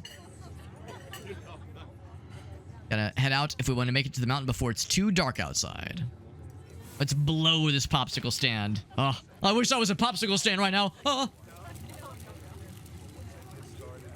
Maybe it's time to make a good first impression on some nice folks. Because they've all heard awful things about me and our mother. And also our aunts. Really, the whole family has a negative association. Will Yeah, let's do generous tip. I mean, we're not exactly money bags, but sure. Crumpled $5 bill. But that's nice. Avery will appreciate it. Yeah. Yeah. Yeah, the water tower, exactly. It's like, what the fuck? Yeah, Aaron's like, it's right there. It's right there. Yeah. Yeah. I know you mentioned, like, in that opening, that establishing shot in particular, it was unnerving. Oh my fucking god. I think as Helen told the story, it was one of those where she's watching it on her own and Aaron's chilling on the couch with her and he's like playing games on the Steam Deck, and after a certain point, and he's kind of like watching it kind of in the background, kind of like as an ambient watching experience. And then after a certain point, he's invested enough, he goes, all right, I'm putting the Steam Deck down. I am zeroed in and I'm watching this shit. I am watching this shit. Yeah, if anyone's curious, yeah, Farsight, if anyone's curious, Chimp Crazy. If I can, like, if there's a link to it on the HBO Max site. Here it is. Here it is. Yeah, Chimp Crazy. There it is. There's a link for anybody curious. If you got HBO Max, there you go, man. It's a fucking journey. Yeah. Same director with Tiger King, exactly. It's a slow motion car crash. Amazing. Amazing. And here's the thing. I've actually never seen Tiger King. Gracie watched it with her dad several years ago. And it was one of those where she was like, I'm glad I watched it, but I don't want to ever watch it again. And I never watch things. I rarely watch things solo. So it's one of those where, like, I kind of missed my chance. I was like, ah, shit. So I don't know. Maybe one of these days I'll go back to watch it. But I've heard it is not for the faint of heart necessarily. Neither is Chimp Crazy. There's some fucked up shit that happens. There's some fucked up shit that happens in Chimp Crazy. And it's a well done documentary, but there is just no way to prepare yourself for the twists and turns and to put it nicely, eccentric characters that show brings with it. Good golly, Miss Molly. Yeah. There was a spinoff. I didn't know there was a Tiger King spinoff. There are people out here like this. That's the thing, too. This is a documentary. This is not people acting. I mean, understandably, documentaries like this, of course, can be fudged for the sake of entertainment. But, like, there are court orders. There have been legal ramifications because these things that have happened that are, like, real and have really happened. So, no, I don't think we're just hamming it up for the camera. I think these are people that are this fucked, man. Good lord. It was a side character? Oh, my god. Oh, my freaking god, man. It's hard to imagine. It's hard to imagine. There was, also, Aaron, you will be proud of me. I did go back and watch those funny YouTube videos, and the main one and the sequel about live music. It's like live music is good on YouTube. I don't know why do I keep pointing at the wall. Live music is good or something like that. And there was the funny YouTube videos. I watched that and the sequel. So I'm all educated. Florida and Missouri. That's right, baby. That's right. Florida and Missouri. We probably have more in common than we want to admit that we do. Very accurate. Very accurate. That's hilarious, man. Now I know. So I need to go back and watch Tiger King and the Tiger Apprentice. The Tiger Squire, maybe. It's a good one. I like the first one a little bit more, but they're both classics. Instant classics. So now the sun is dipping. It's getting a little bit colder. We're seeing our situation with renewed clarity. In a new place, far from civilization, and anybody we know, we're following someone we just met with their 17-year-old pug in search of cryptids. You feel a sense of foreboding. I will feel a sense of foreboding. That is probably accurate. Seeing Corey Feldman live? I've heard that you're not missing much, but just the spectacle. Just the spectacle, just to say you were there. Yeah, I feel that. I feel that. But yeah, I've heard you're not really missing much necessarily. Insofar as like anything of quality, but just the uniqueness. Just the novelty of the situation.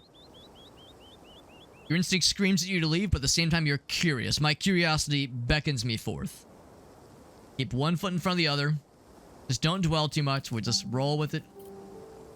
Risk fall weather. You know, shoutouts to this woman for being so chill and being like, yeah, person I just met, let's go into the wilderness together. I definitely trust you, because we're a fairly estranged family member of somebody that she used to know when she was in high school. And she, like, I don't know, man.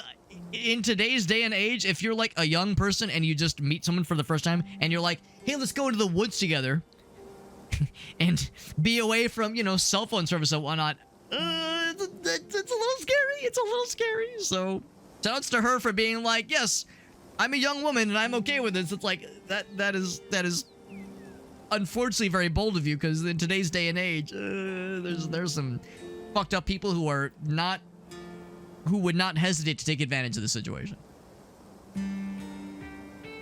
Chuck is a good Corey Feldman story. He owes him an autograph. That sounds vaguely familiar. I feel like I've heard one of the folks in our group make reference to Corey Feldman owing Chuck an autograph. I just don't know. I want to hear more. I definitely want to hear more for sure.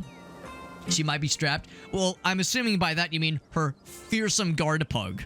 Her fearsome 17-year-old guard pug will tear the dick off of any would-be aggressor. This past summer was the hottest on record, at least last year.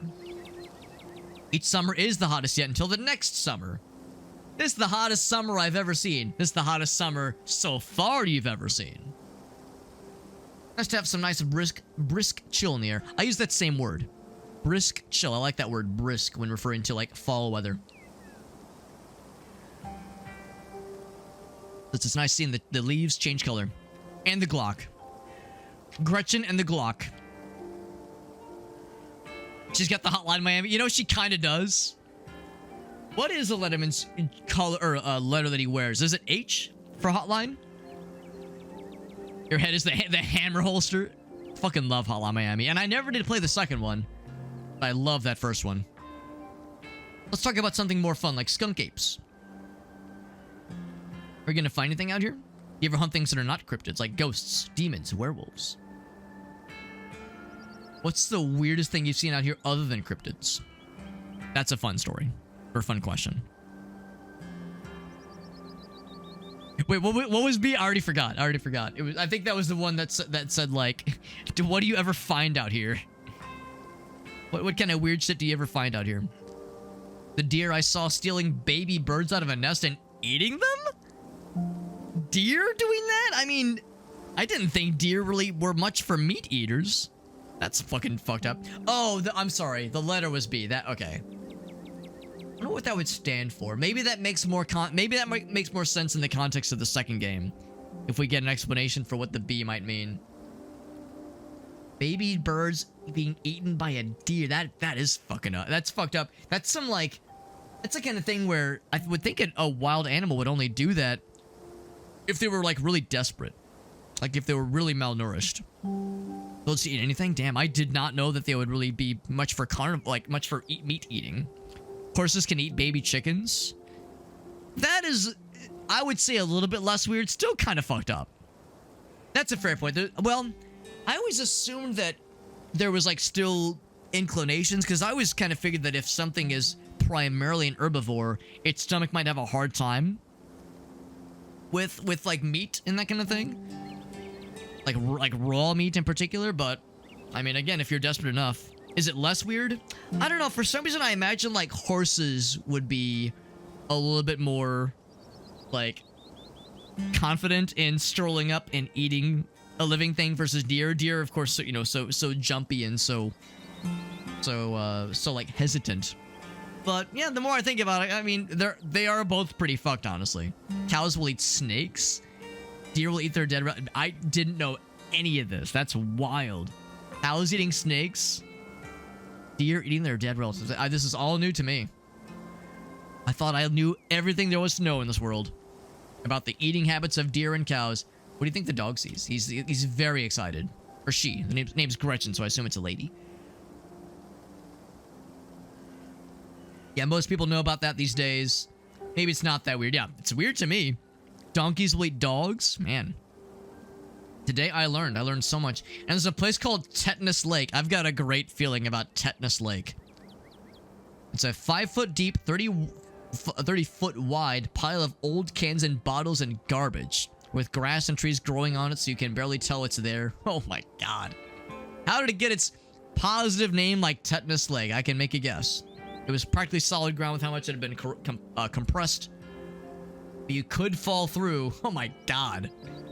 That sounds awful. Yeah, be up on your shots for sure. It's stuff from the 50s too. Got a few bottles that I keep on my dresser as a souvenir. What about things that are not cryptids? That is very hardcore. Yeah, no kidding. To go after all kinds of spooky stuff, but no luck, especially not with ghosts.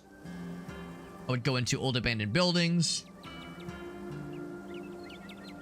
Never saw shit though. Me and my camera getting worked up over a gust of wind. Isn't that usually how the ghost hunting video experience goes? Bunch of usually dudes with like very fancy and expensive equipment freaking around an old property, and they're all like calling out. They're like, "Who? Yeah, give us a sign. You know, what's your name? Are you with us?" And then like one of them makes a noise, and the rest of them go, "What the fuck was that? What the fuck was that?" And then, you know, the video ends, and then the commentary at the end is saying like, "Yeah, we picked up some great material, some great readings there." I don't know. Maybe I'm being dismissive, but from what I've seen, that's kind of how it goes usually. Maybe there are exceptions, but I tend to be a bit of a skeptic. I've had more luck with cryptids so far. I want to believe. Yeah, I'm kind of with you there. Haven't seen it myself. Werewolves, just kind of lump them all together. Werewolf lore lines up pretty well with the whole great beast genre of cryptid. And demons, I don't know about that one. If they're there, then a lot of folks are doomed to an eternity of flames, she says. Shopping cart island and a lake of, oh my god, 20 plus shopping carts. Oh my god, that's wild. So it was like, there's a body of water, and there's like just a billion shopping carts all piled together. That's wild. Yelling at the ghost back. Yeah, that is also part of the phasmophobia experience. What about aliens? What about the UFO videos the government's declassified? They're out there, man. And they visited Earth. I believe in them. Absolutely. You don't see me hunting aliens out here because we know they're real. Everything is cut from the same cloth. Yeah. I do tend to be skeptical, although, I don't know, the aliens thing, I don't know if they've necessarily been here, but there's probably something out there somewhere. That's what the government wants you to think, man. We'll say this one. This one's nice and like deep and mysterious. 50 feet to the nearest shore. God damn. That's impressive. And it's impressive, Meerkat. That definitely took some coordination. Yeah, let's ask you about the Birds Aren't Real website. Gotta meet Kanika's mom. You two would get along. Anything bad ever happened out here? Time back in high school when Reese fell down a cliff. Though that does sound bad. He was fine, though. Had used a pulley to get him out of the ravine. His leg just took a little bit to heal. Not too bad. There was the time I was out here and kind of got stuck in a cave. That sounds kind of not great. I got great footage. The Wampus cats. But I wasn't able to wiggle my way back out. There were actually skunks who did not appreciate me blocking the entrance to their hidey hole. And Gretchen just sat up there. She's not much of a lassie. Look at that dog. Look at that dog. Dog. It might still be there. Some say the shopping carts are still languishing to this day. Few tomato juice baths later, and I was right as rain. That sounds awful. Actually stumbled onto old Duke's property. Nearly got my head shot off. Happens to everybody sooner or later, so it hardly counts. Not really dangerous necessarily. So, excuse me, can we talk about you almost getting shot? That sounds a little weird. I thought you were more on the adventurous side. I wouldn't worry about him, though. He's a little jumpy, but he means well. These trails are a ways off from his farm, so it's probably okay. I've been out on the trails with him before. He sounds like a truck crashing through the woods when he walks, so you'll hear him long before he sees us. Wildlife isn't anything to be afraid of, so it's all good. Worst thing I've seen is the occasional black bear, but they scare pretty easily. I carry a bear mace, so she's got some goods. Let's have a little fun instead, so it's all good. So we're all set.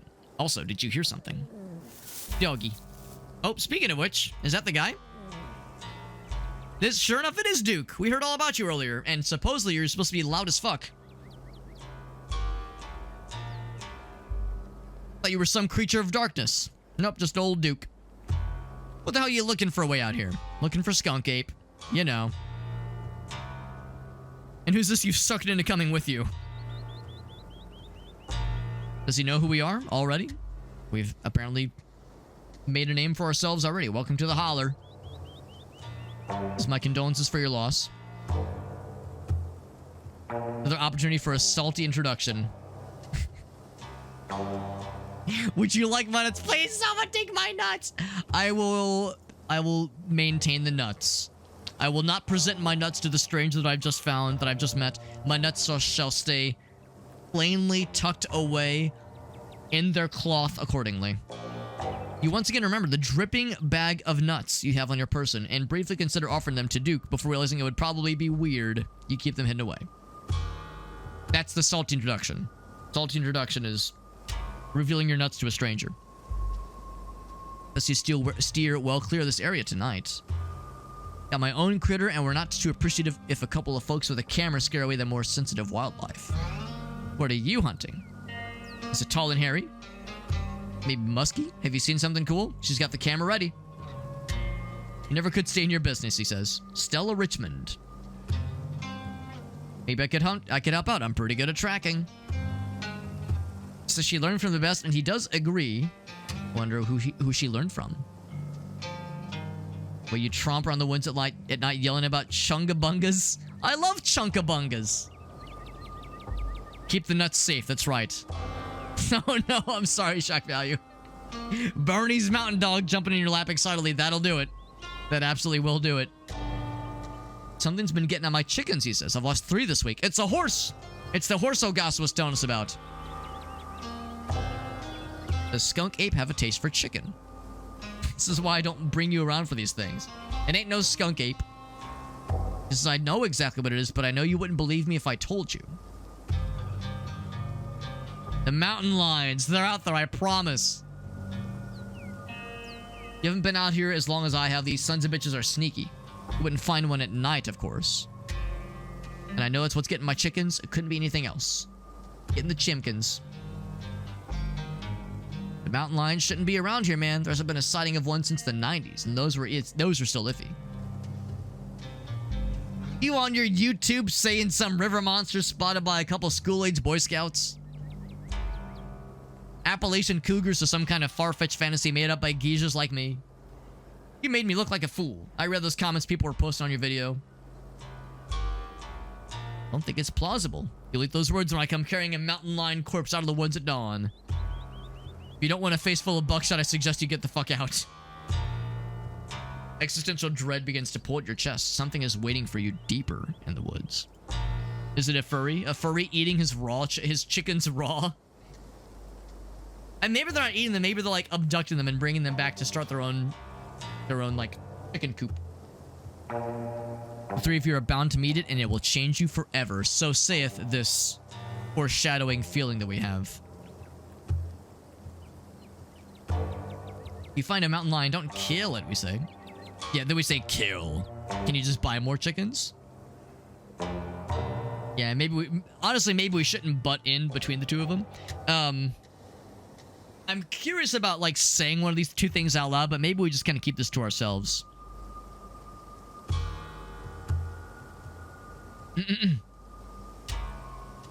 Yeah, it used to be inhabited, which, yeah, I mean, it could always be re-inhabited by mountain lions. I think I will not inject myself into this conversation. Give us just one night out here to see what we can find, and I'm sure we can get to the bottom of this. Shaky footage of a raccoon and claim it's a heretofore unknown creature. So I know what I'm looking for, and I'm not backing down. But I gotta stay on schedule. If I miss an update, I might lose my new sponsor. I wonder who the sponsor is. Not the only one on a schedule. Me and my boy Bo are headed to the state fair to show off Big Betty. Look at that dog. Look at that dog. Geological timescale, that's not too bad. Yeah? I think you're probably right, Meerkat. We're gone for a whole week, so our chicken coop might as well have a big all-you-can-eat sign on it if we're gone that long. I couldn't take it if I lost any more of my poor little ladies. Aw, he's emotional for his chickies. We could be like, you know what, I'm out. I'll just say like, yeah, maybe we should just leave it. Yeah, he's not gonna budge. Just head back to town. Break a leg, Duke. Now, what if we're never gonna see him ever again? What if the mountain lions get his ass? I mean, good luck. But don't get your leg or anything else broken. Looks back the way we came. Coast is clear. Oh, are we still gonna explore? A trail that'll let us get around him? We're not actually heading back to town? Sure you don't want to watch a movie instead?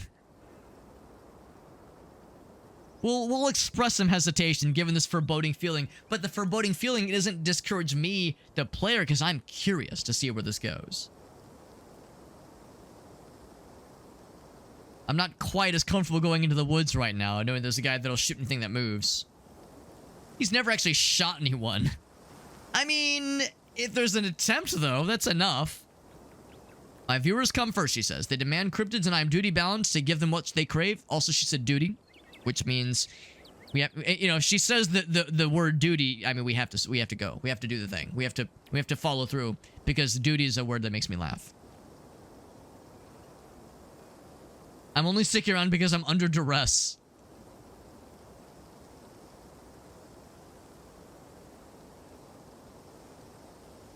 Are you kidnapping me? I mean, I'm down to continue. I guess this could be fun. We'll go with this one. A little bit hesitant, but we'll just roll with it. I promise it'll be fun. The trail's just up this way. Nothing bad could possibly happen in a game like this. Hold the camera.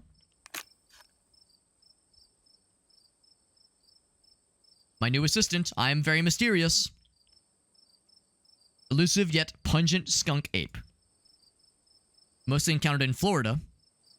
Now, they didn't say what state we're in right now. Although, somebody did mention... Oh, wait, no, that was someone's name, Virginia. Oh, no, it was the mug. I think the mug said Virginia, or maybe it was one of the Carolinas. Somewhere in the Appalachian Mountains. So maybe it's a relative of Bigfoot. Maybe we'll get a glimpse. Stay searching. Oh, and she calls her viewers stellars. That's cute. We're tracking scenes once the sun sets all the way. Dark and spooky. Got this gorgeous scenery, though. Duke may be gone, but that feeling in your gut still lingers. An achievement for going on an adventure with your new friend. Something terrible awaits you. Something unavoidable. Something in this woods feels wrong. Quieter than it ought to be. The air is still too still. Creatures of the night too absent. The hills are stale.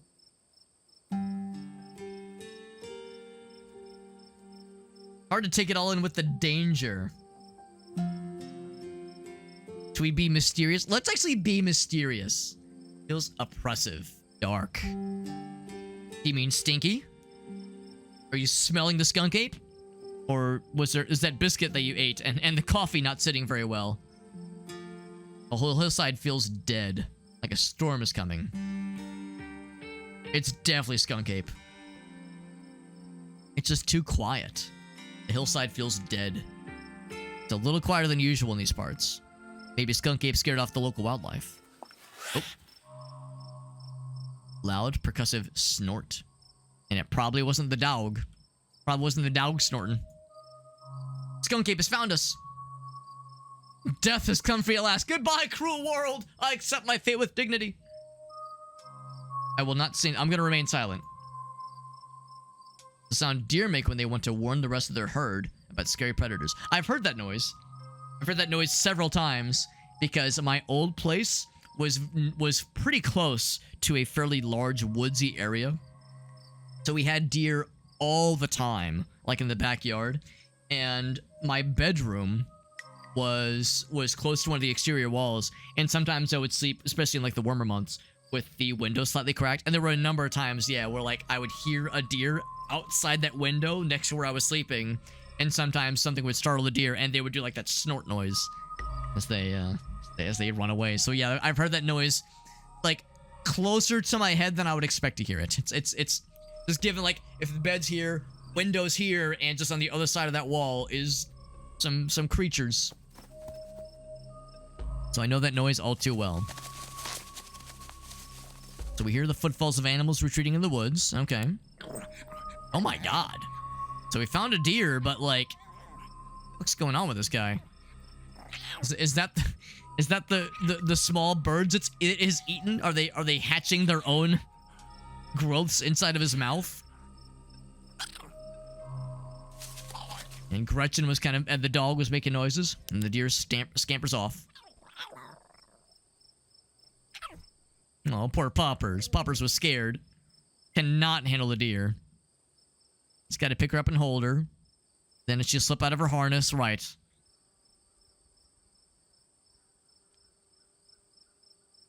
Was it not deer? I mean, it was definitely a deer, but there was something going on with its neck.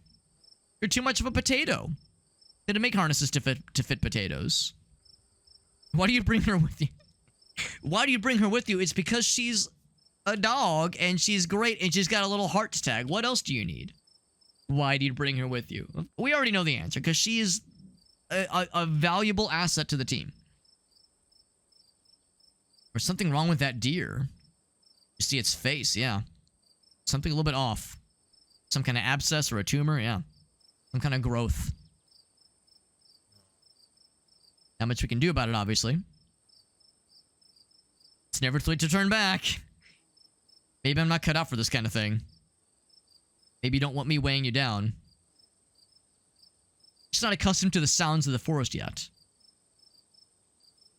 Oh, it's something called not deer. Ah, I've never heard of that before, but you know what? I feel like I've seen descriptions or like heard mention of deer-like things that, yeah, dress themselves up to look like deer, a harmless creature, to lure in unsuspecting victims. Looks a little bit off or weird, yeah, so it's called not deer. After a couple of night hikes, everything sounds scary. But it's usually deer and raccoons, which probably won't kill you. Let's have a snack break. Maybe some food will help. We got apricots, we got trail mix. I got my nuts. She's got a whole bunch of snackies. Ooh, a trail mix with extra M&Ms. Can I eat my nuts? Sesame sticks, dried apricots, snack bar. Trail mix extra M&Ms, I'm sure is her favorite. It's like I don't want to be greedy about that one. You'll know it if it is one. Will I know it seconds before it devours me and bites my entire head off and penis? Take the snack bar. Energy and chocolate. I make it myself. Oh, that's nice. Friendship is the best ingredient. That's nice. And cherries and cashews. Me either, Meerkat. But I mean, all that does kind of track. Look at the dog eating the stick. Nom nom nom nom nom. Can you tell I like Gretchen? She's a good girl. If anything happens to this dog, I will be so upset. It will absolutely fuck up my entire life if anything happens to this dog. I will be so upsetty spaghetti. Gnawing on a stick, distracted for the time being. What's it like in the big city, the Supershire? Do you have a house, an apartment? Do you have a family with roommates, pets? What is it like to be me? I live alone in a studio apartment, closet in a house with 10 roommates, doorless basement with floors. Or, I'm sorry, not floors, that floods whenever it rains. Doorless basement. Apartment with a difficult roommate. Shed in someone's yard. Internet cafe. I guess we're like choosing our own background here. Our kind of person probably would have a studio apartment. That's something our person would most likely live in. If I was single, that's probably where I would be. It's a mixed bag. I have a space that's just mine, but it's also kind of cramped. Actually, I never really minded it. I never really minded living alone. I mean, I much prefer my situation now, but I never really felt cramped necessarily, or like stale, or like, oh God, please let me out. I was always pretty content. Toilet always getting backed up because the landlady upstairs keeps flushing her cat's... Oh, gosh. It smells like cigarettes for some reason. Lots of roaches, of course. Do what I can to spruce up the place. Maybe staying in that old mansion is a step up, or a step down, or step sideways. Start looking for a different place, or maybe a roommate. Maybe there's something better out there.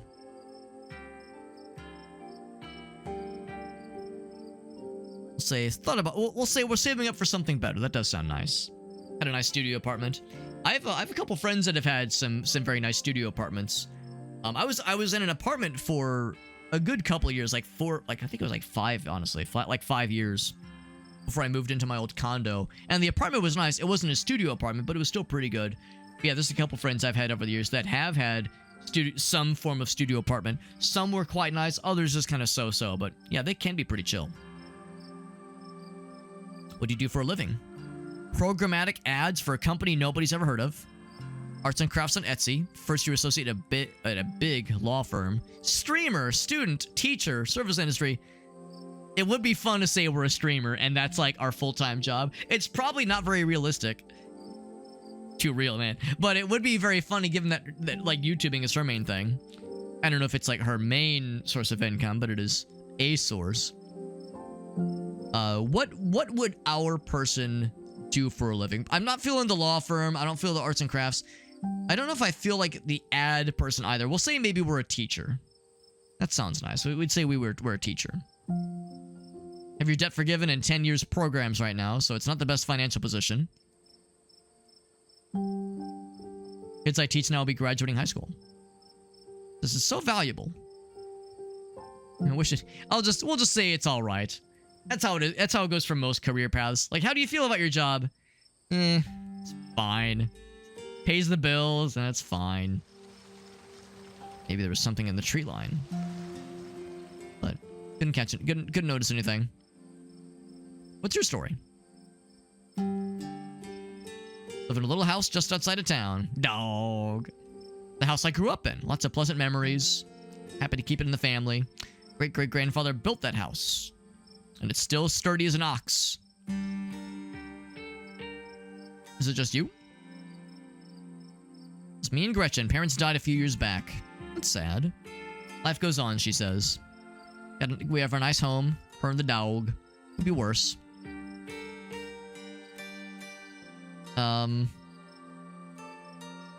Yeah. Oh, there's the Dead Moms Club thing again. I'm still not convinced that's a good line anywhere, at any time. Yeah, we'll ask about that. That sounds nice. Welcome back, Will. Anything significant? We're hunting for cryptids in the forest. We're hunting for cryptids in the forest, and we saw a deer that had, like, enormous growths on its neck. Giant fucking, like... Not just, like, little growths, but, like, fucking pulsating tumors. And then it scampered off. So that was, like, kind of weird. And she's telling us about her parents. 2 of the nicest people you'd ever met. Dad was a regional legend among hunters and trappers. Oh, so that's how she learned how to, like, track animals and that kind of thing. Learned from the best. Had some interesting dinners because of him, sure. Had to learn how to fend for himself. His family didn't have much growing up. Made sure I had food, which is nice.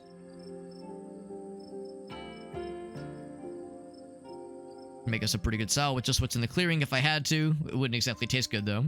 Mom was a veterinarian. That's nice. Knew to call her if their animals were in need of something. Even a small mouse would get the proper care.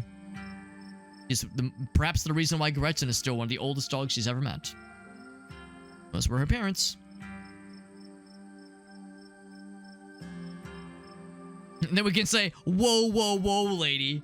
No one needed to tell me your life story after we asked about her parents. Like, yo, too much, lady. Way to trauma dump, lady. Wow. Could the doggy be a skin changer? Look at that fearsome creature. Look at this fearsome creature. That definitely strikes me as a an apex predator, no question. Nothing says apex predator like a pug.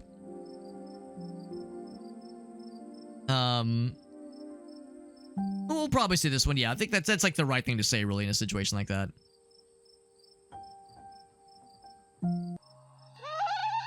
Oh, what was that? It's showtime. Whatever lurks behind the tree line is something best left unseen, but the events of this evening were already set in motion long before we set foot here.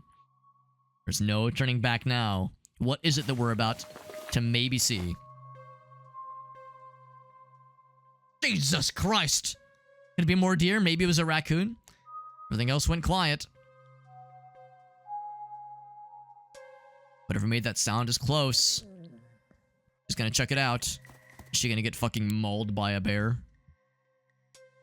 So we get the flashlight again. Same pose as earlier. This is the pose we saw the deer. Weak clucks. Okay, well, we hear some chimkins. Maybe Duke's birds weren't eaten after all. What the fuck? There was like little goblin hands. What the hell was that? Something like super short. Is it me? 3 foot tall? Oh, it's not Harry. Never mind. It's not me. It's not Harry. Probably not Skunk Ape. But it has one of Duke's chickens. Headed north. Let's go for it. What have you gotten me into? Do we have to? I appreciate that none of the options say I'm leaving. Let's just go with it. Let's just go with it, man. Is it another dog? Oh my god, 2 doggies, Ace? We can only be so lucky. Are you kidding me? 2 doggies, 2 pugs for the price of 1 in a single adventure. Gretchen excitedly pulling you along by her leash. What's the odds of Gretchen the dog wriggling out of her harness because she's a potato and scampering off into the darkness, and we have to catch her. Also, Stella tripped over I think a dead chicken. We're gonna die! Yeah, immediately panic. One of the options is aggressively and violently shit your pants to like signal to predators that you are soiled and that you are not worth eating, to scare away would-be things that would kill you. The monsters will get you first. And be like, are you okay? Is there something on this chimkin? I tripped on something weird. It's one of Duke's chickens. But it's still alive. Oh, but all right, we need the we need the content, we need the footage. So she's got one of those growths as well. Could be a tumor or something else. How much it can be done for her, unfortunately. Hope we don't get demonetized for showing a clearly suffering animal. I mean, I think that is a thing that will get your ass demonetized on YouTube. I think that's actually confirmed. Any sort of like animal duress is, yeah, not good. Then I tell you to go home, he says. He found one of the chimkins. I think there's something wrong with her. Yeah, no kidding. We've seen a lot of... Yeah, that much is correct. We saw something that got a hold of her. That's right, yeah. We put her down, yeah. Let's examine the chicken. Oh, this growth. This growth is unkind. Don't let Gretchen too close. She'll try to take a bite. Ooh. Yeah, that's a fair point, Meerkat. If it's like something being treated, but yeah, suffering. Exactly. You nailed it. She seems nervous, squirming slightly against her harness. Well, look at the growth. That's the obvious one. Skin is stretched taut. Uh-oh. Is it gonna pop? Is it a fetal substance? Maybe she needs a thing to pop and she'll be right as rain. I don't know, man. I don't know. He says it happened to me once, and there's not so much a scar. That's... Bro, you've also been pregnant with something like this? That's a little bit fucked up. Something in there. Something is squirming. Is this a xenomorph? Is this gonna sprout a face hugger? Is this been a fucking Aliens game this whole time? Eyes look up at you. Yep. With unfortunate life. Yep. Do not pop it. Correct. Correct. Do not do it. Do not do it. Wing is barely still attached. Oof. Whatever got a hold of her busted him up really good.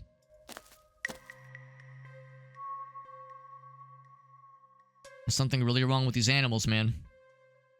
That's correct. No goddamn shit. It's some kind of plague. Honestly, that's what I was thinking. Because I think that's how the bubonic plague worked. It was, well, there weren't like critters inside, but yeah, like boils and abscesses would grow and pop and gross. But it's not contagious. I think she's an egg. I'm freaking out, man. I'm freaking out. Game over, man. Game over. I don't think it's a mountain lion. Yeah, we'll show him the footage. Got it on camera. Not sure what it is. A gnome? Ain't no such thing as gnomes. I don't know if I want to say that just because, like, it's gonna make them upsetty. It would upset him at least. Yeah, it's just like the deer that we saw. Ran into one and had growths just like Birdie. A sound wraps around you. Gently. Barely a whisper, but a guttural moan. And then another. But we're surrounded by a chorus of groaning misery. Don't like that. Remain silent. I do not want to, like... I don't want to rile anything up. She's like, oh, content. There's something in the woods. Let's get Birdie home. Oh, we can hear him. Oh, man. We're surrounded. The strange sounds coming closer and growing bolder. He's got his gat, though. And we got our guard dog. So now we get to see one of these creatures. Long, bulging neck thing. Well, a tightening in the leash pulling at you from behind. It probably means Gretchen is trying to leave. The thing steps forward, fixing what seems like its eyes to be on Birdie. It wants the chimkins. Leash is drawn taut. Oh, Birdie got away. God damn it. Or Gretchen got away. Gretchen is screaming and howling. Oh, did they take the dog? That's exactly what it is. There's another creature's trying to grab at her. What's going on over there? Patter of unnatural feet and then chaos. Duke grappling. Grasping for Birdie. Stella looking back at dog. Watching as other creatures attempt to wrestle Gretchen in the darkness. We have to choose. We have to choose who to help. Duke can handle himself. He's got a gun. He's fine. And they don't necessarily want to hurt him. They want the chimkin. And let's be real. The chimkin is not long for this world. Better off. I will help with the Gretchen situation. Is there a button sequence I can input to fucking, like, drop the people's elbow on this fucking goblin to save Gretchen? Oh my god. That's unpleasant. That's not something I wanted to see. Something sharp and unnatural is correct. Oh, is it gonna inject Gretchen with something? Is he gonna make Gretchen pregnant? Whispering tones sliding out alongside something sharp and unnatural. Oh, but Duke fucking blasts his ass. Hell yeah. Duke says, get the fuck out of here. Oh, uh-oh. That is not what I was expecting. I was thinking, yeah, Duke fucking blasted that fool. I think he exploded himself. He got dunked on. I unfortunately think he got duked on. I think he duked on himself. Alright, first thing. Alright, this person has suffered a presumed mortal wound. So let's grab Gretchen. Step 1 done. Okay. What about step 2? Freak the fuck out. Pretend this never happened. Revenge! Or we could yell at her and be mean. Are you happy you got the footage? Yeah, go for the guilt trip. I would say, like, call an ambulance. I mean, he's probably dead. Be real. That looks pretty brutal. But it's like, it's what you do. You call 911. What are the cops gonna do? Collect ourselves for a moment. I'm already calm and rational. She says, let's get some footage. We owe it to Duke. A man is dead. Yeah. A man is dead. That's correct. Yeah. It's like, no, it's at the very least call 911. Get somebody in authority. Unfortunately, there is a certain kind of content creator, YouTuber that's like, yo, but the content, baby. Yo, a person just died. Yeah, but the content, man. Yeah, even if it's exactly. If someone died and you don't call, that's what I'm saying, Meerkat. It's like, this is what you do. Even if the person is like dead, and you know you can't save them, it's still what you do. It is absolutely what you do. Unearthly whispers of creatures unknown. But you know what? At the end of the day, sad about Duke. R.I.P. Duke, he was a real one, but Gretchen the dog is alive and well. Dude, I would have been unable to continue if this dog would have got. Well, if nothing else, we have, I mean, presumably she has footage, you know, as long as, like, her camera's recording device doesn't get, like, corrupted or something. Presumably, we can show, like, yeah, there was a struggle. None of us, it's not like one of us shot him or like, wrestled with the gun or anything. All we can do is keep moving. Grim determination. By the weird fellas. With their strange elongated necks and misshapen hands. Reach the main road, whispers fade away. They've stopped following us. Back in the main road, let's get some reception. Let's call the sheriff. My phone buzzes. Oh, well, we have been gone this whole time, and we never did check in with Tabitha. Yeah.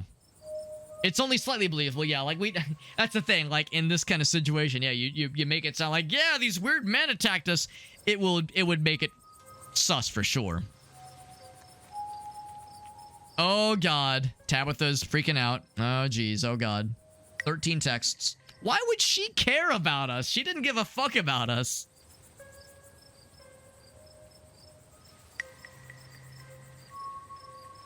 Yeah, I wouldn't think she'd be, like, needy or like, give a fuck. Honestly, if we fall off a cliff, I wouldn't think she would give a shit. Tabitha's been blowing up my phone. Maybe she's worried. Let's call the police, though. Yeah, Duke is dead. Shotgun happened in front of us. There's something in the woods. He's gonna tell his son, right? They were gonna go on that trip together. Yeah, don't be too descriptive, right? Yeah, then it becomes suspicious. Yeah. Yeah, you don't want to like unwillingly like make yourself seem like a suspect, given that we were the only ones present to see how it all went down.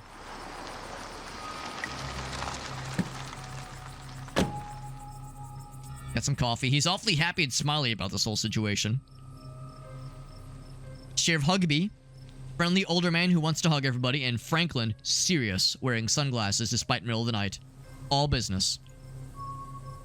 Thing jumped out of the woods and the shotgun goes off. Is that a Pillsbury Doughboy? Yeah, we were definitely, yeah, no question. A naked maniac? There's more than one that chases through the woods. They're not human. They killed Duke. Need the camera if you don't mind. This is evidence. Okay. Gotta save the battery. Ooh, sneaky. Sneaky girl. A little bit sus. A little bit sus. You know what? Yeah, I do not want to be hunted or impregnated by their, like, little stabby tongues. Get a team out in the morning to retrieve the body. We're not retrieving it now? But they'll escort you and I. Oh, wait. Oh, and who the fuck are you, by the way? Came to town for the funeral. None of your business. Yeah, Tabby's cousin. Yeah. Also, I just realized Tabitha is the name of our cousin. Sometimes she goes by Cabby. Name of the developer, Tabby Cat Games. Checkmate, atheists. There you go. Didn't think you'd actually show up.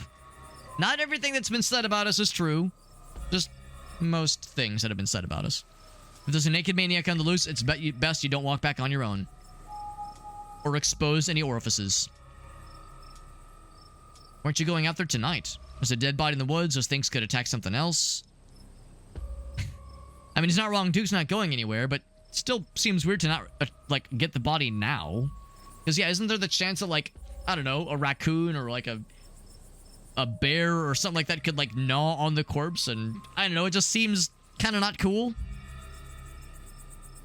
They probably don't have the firepower, but still, yeah, call for backup. I mean, this is a small town, so maybe it really is just 2 police officers, but still...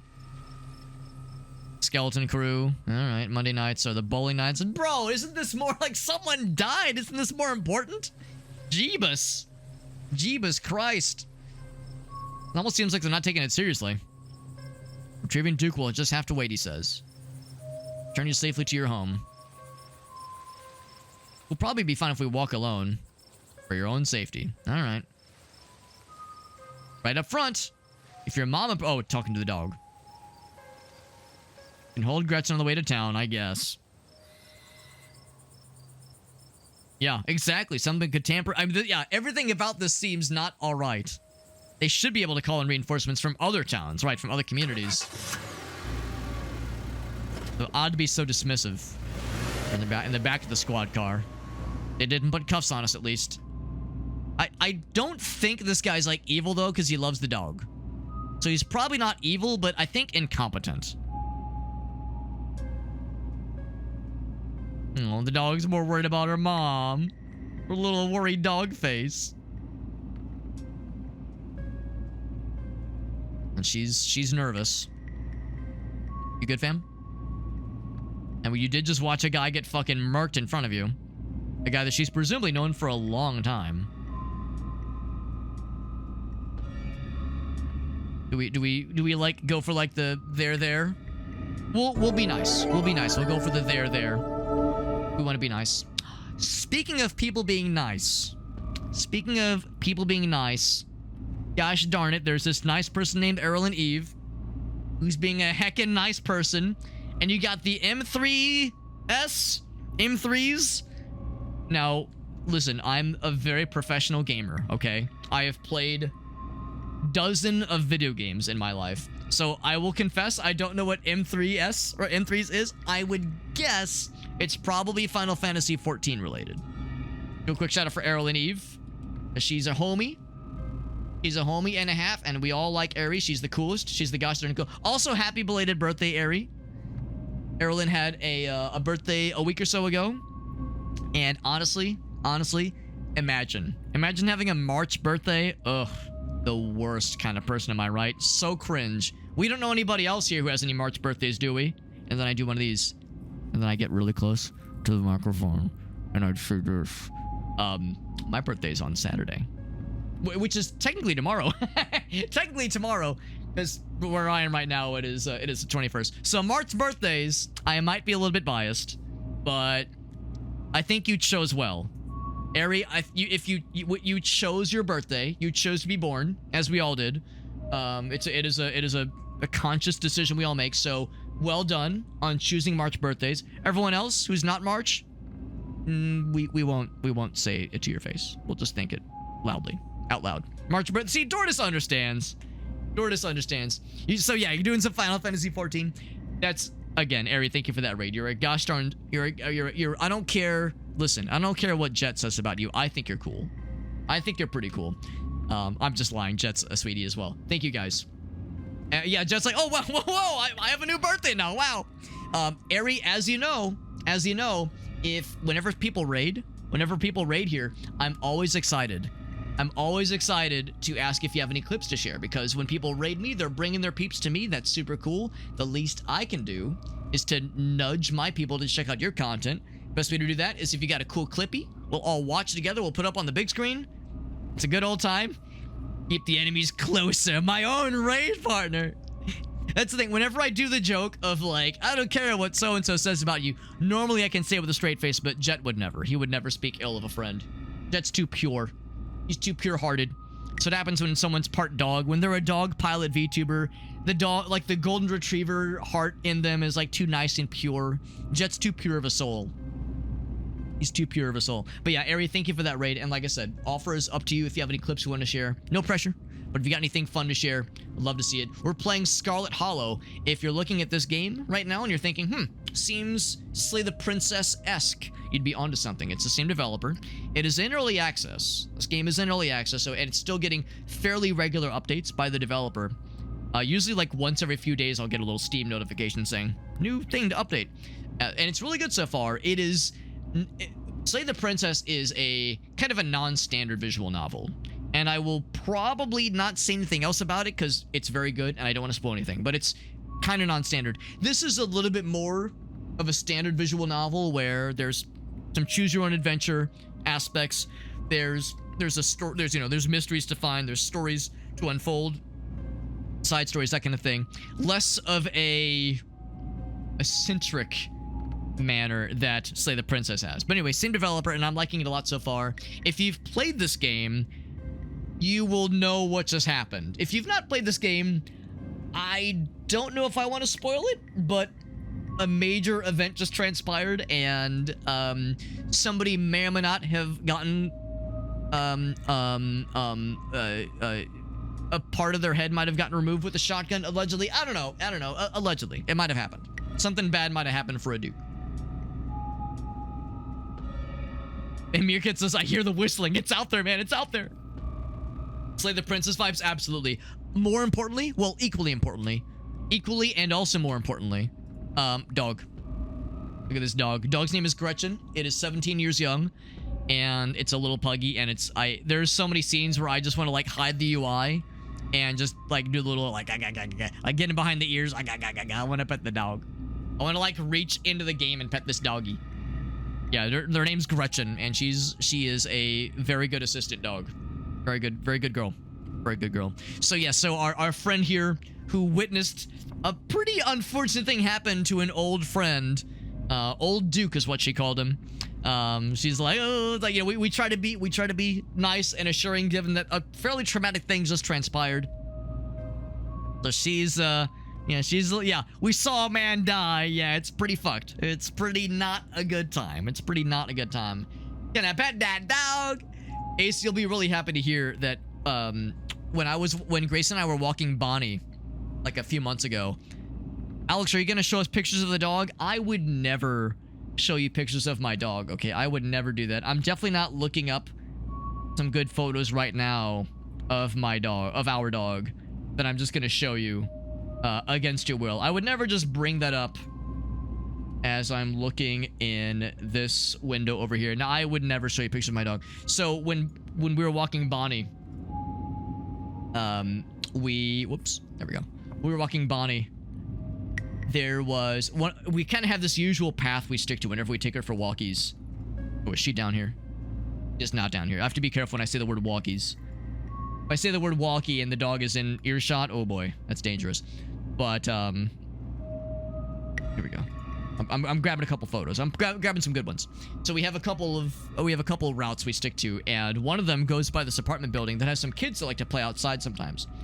And we were walking by this apartment building, and one of the kids in the group kind of comes up to us, and she's like, "Can I pet the dog?" She was very nice. She was like, "Can I pet the doggy?" And of course, we're like, "Yes, of course," because Bonnie she's very much a people dog. She loves to meet new people. She's a very happy sweetie. She loves to meet new people. So we're like, yeah, she loves petting. She loves meeting new peeps. So she pets the dog, and she goes, "Okay, thanks," and goes back to her friends. And as we're turning to walk away, we hear another group of kids from across the street go, "Can I pet that dog? Can I pet that dog?" Like, we kind of hear from the distance, and I'm like, all right, that makes me happy. Can I pet that dog? That sound clip always makes me smile, no matter what I do, despite my best efforts. That dog always makes me smile. And I bet they even had like the southern inflection. It was very good. All right, so I've got a couple photos, just a few. I have like, God, I've probably got like hundreds. I think I got like, we've only had this dog for a year, and yet we have so many photos. So many photos. Okay, I lied. There's a few more. All right, here we go. I got some photos. Photo time. So here is, so this is Bonnie. This is Bonnie the dog. There's my wife. There's Gracie. Everyone say hi to Gracie. Hi, Gracie. That's my wife. And here's the dog. So she's part Border Collie, part, we think, Corgi. We think part Corgi, part Border Collie. She has a very long torso, so maybe some Dachshund as well. She's got the short Corgi legs and kind of the Corgi face. She's a good girl. So part Corgi, part Border Collie. We say she's Borgie. She's a Borgie girl.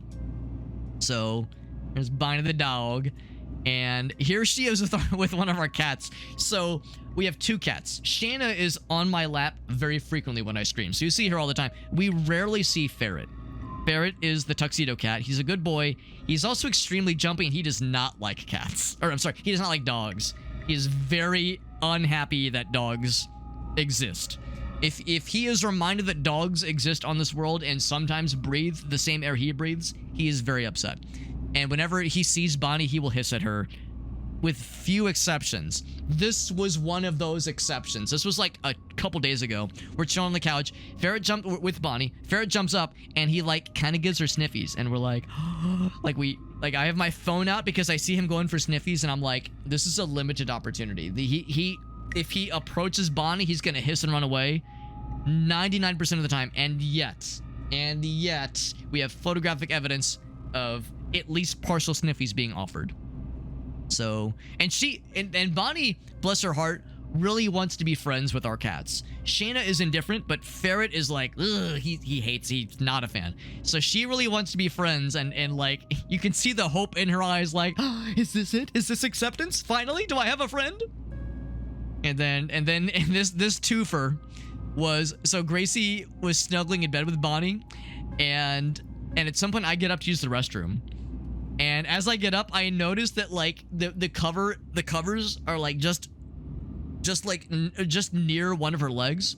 So as a joke, I like pull the cover near her like front paws, and she does not move. So I'm like, all right. So I like tuck her in. I tuck her into the blankies. She's so cozy. She's just like looking at me here, and then she just like, you know, just puts her little head down, and she's cozy as a cucumber. So I love showing these two back to back because she's such a little cozy dog.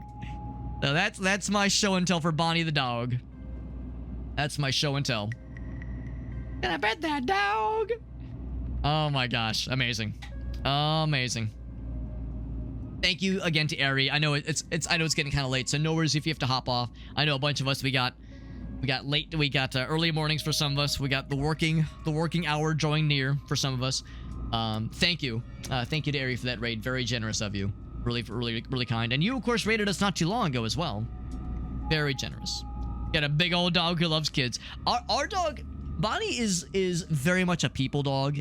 People of any shapes and size. Kids, grown-ups, does not matter. She loves people. She likes other dogs. She likes cats. She pretty much likes everything, but she especially loves dogs. I'm sorry, especially loves people. Because people can pet her. People can feed her. They might have snackies sometimes. So if you're a people and she sees you, she will want lovies. She won't like jump at you. She won't be like, oh my god, love me, love me. She won't like jump on you and like be annoying, but she will like wait patiently and wag her tail very happily if you give her lovies. So let that be. Consider yourself warned if any of you ever had the fine fortune of seeing Bonnie in person, that she will want attention. She won't demand it, but she will appreciate it greatly. Thank you again to Ari. We also had our friend XGF rate us a little bit earlier. Let's continue with the games. In the meantime, if anybody else has a clip from Ari, because I know she said she has to go to bed, go to sleepy times. But if anybody else has anything of hers, we could all watch together. And my favorite thing when somebody raids is to ask for a clip, and the streamer gives us something. My other favorite is when the streamer says, "Nah, I got no clips," and then one of the chat members says, "I've got something," and then the streamer says, "Oh, please no, please not that one," because every streamer has that like one cringy clip that everybody else loves that they hate. So if any of you have anything that everyone would be like, "No, please, not that embarrassing clip," if you got something embarrassing, if you got some dirt, oh, I love the funny stuff, the funny cringy things that everybody else hates. But in the meantime, we'll continue with the adventure because, yes, we did see a man get got. It was not a good time. It was not a good time. Maybe she's feeling car sick. Yeah, maybe that's why walking home would have been preferred.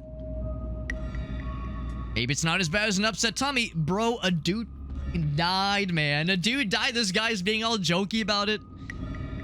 It's a little weird. It's a little weird. It just, again, I don't think it's malevolence. I think it's incompetence. Only a few minutes away. It's probably fine. He says, you better keep it together. What a nice chap. Watching a family friend that she's known for years and years get killed before her eyes, and he's being like, don't you be sad about it, you piece of shit. What a nice fella. All right, so we found her. So we're at her house then. She says, stay out of trouble. So we have, like, bad cop and, like, incompetent dumbass cop.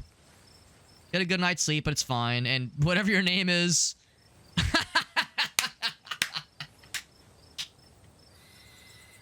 Oh, that's extremely funny. That's extremely funny. Oh, man. The problem is if I say that, he might not get the joke and refer to me as that for the rest of the goddamn game. I kind of want to do it. I kind of want to do it. Yep. I gotta laugh at her. All right.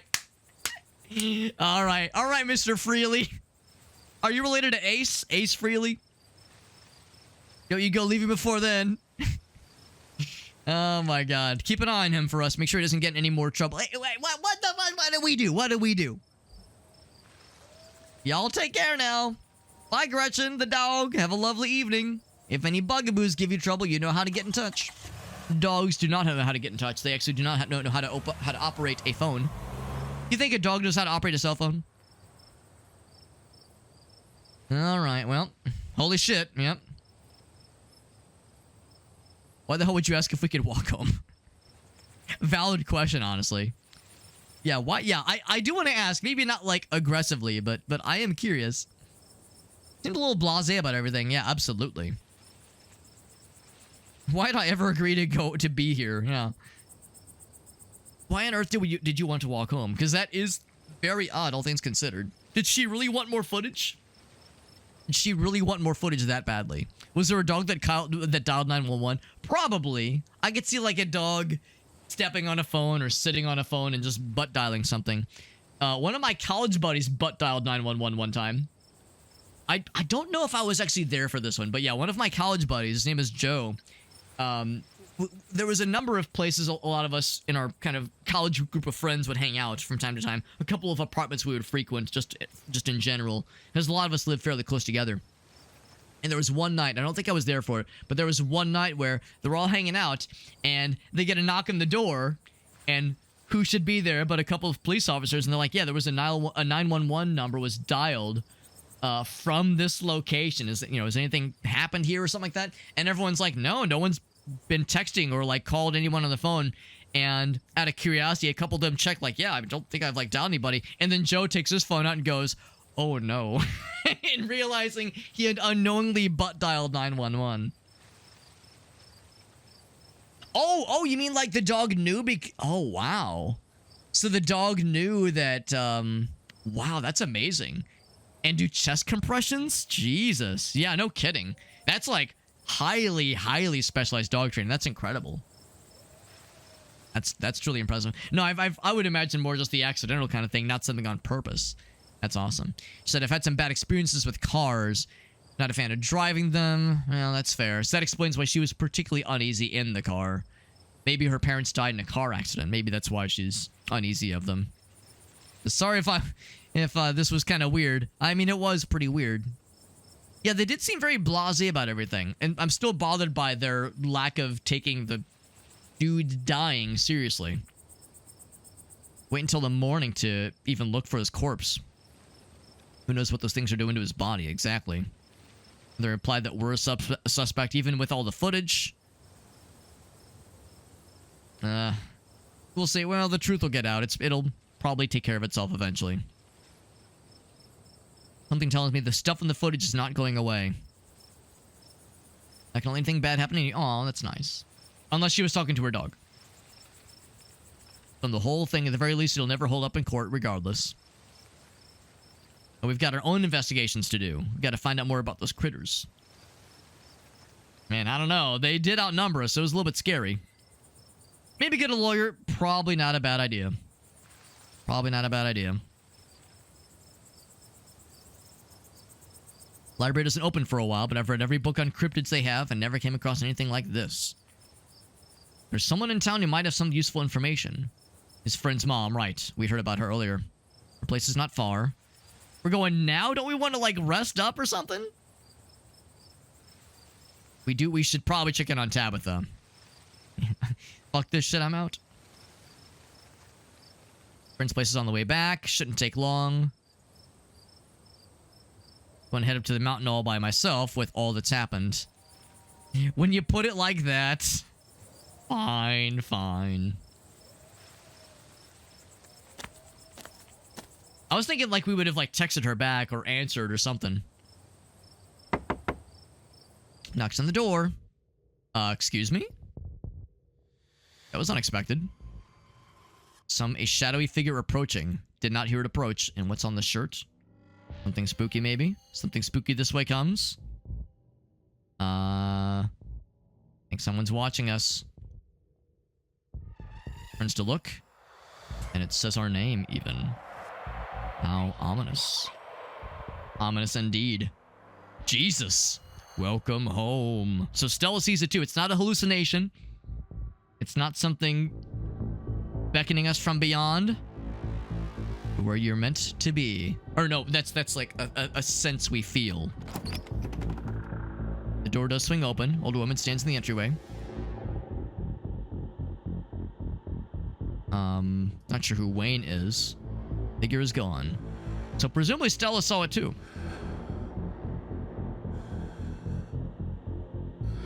If anyone dies in suspicious circumstances, yeah, that's honestly probably good advice. All things considered. Some people just can't be helped. Yeah, so Stella did see it too. And who's this? All the people in this game have like normal names, like Duke and Stella and Franklin. I'm over here, internet name Super Hobbit, that's me. She's impenetrable and you feel small and naked in her presence. Quick, I will establish dominance by getting completely nude in front of her. It's the only way. The only way to correct this social balance, this social imbalance. Something about her that's far beyond you, but you feel no threat necessarily. Okay, never mind. I put my clothes back on. Maybe a little bit of nudity, just to be safe. A little bit of nudity can go a long way. So maybe, much like how we have this mystical connection to the beyond, she too has a mystical connection to the beyond, but a better one, maybe. You're in luck. I just put on water for hibiscus tea. Call me Sybil? Sybil? Interesting first name. Tea is life. I like this girl already. My little nook. She's got the healing crystal. She's got, like, presumably homegrown sage. Maybe a marijuana plant? This chick's alright. This chick's alright. Are we connected to the beyond?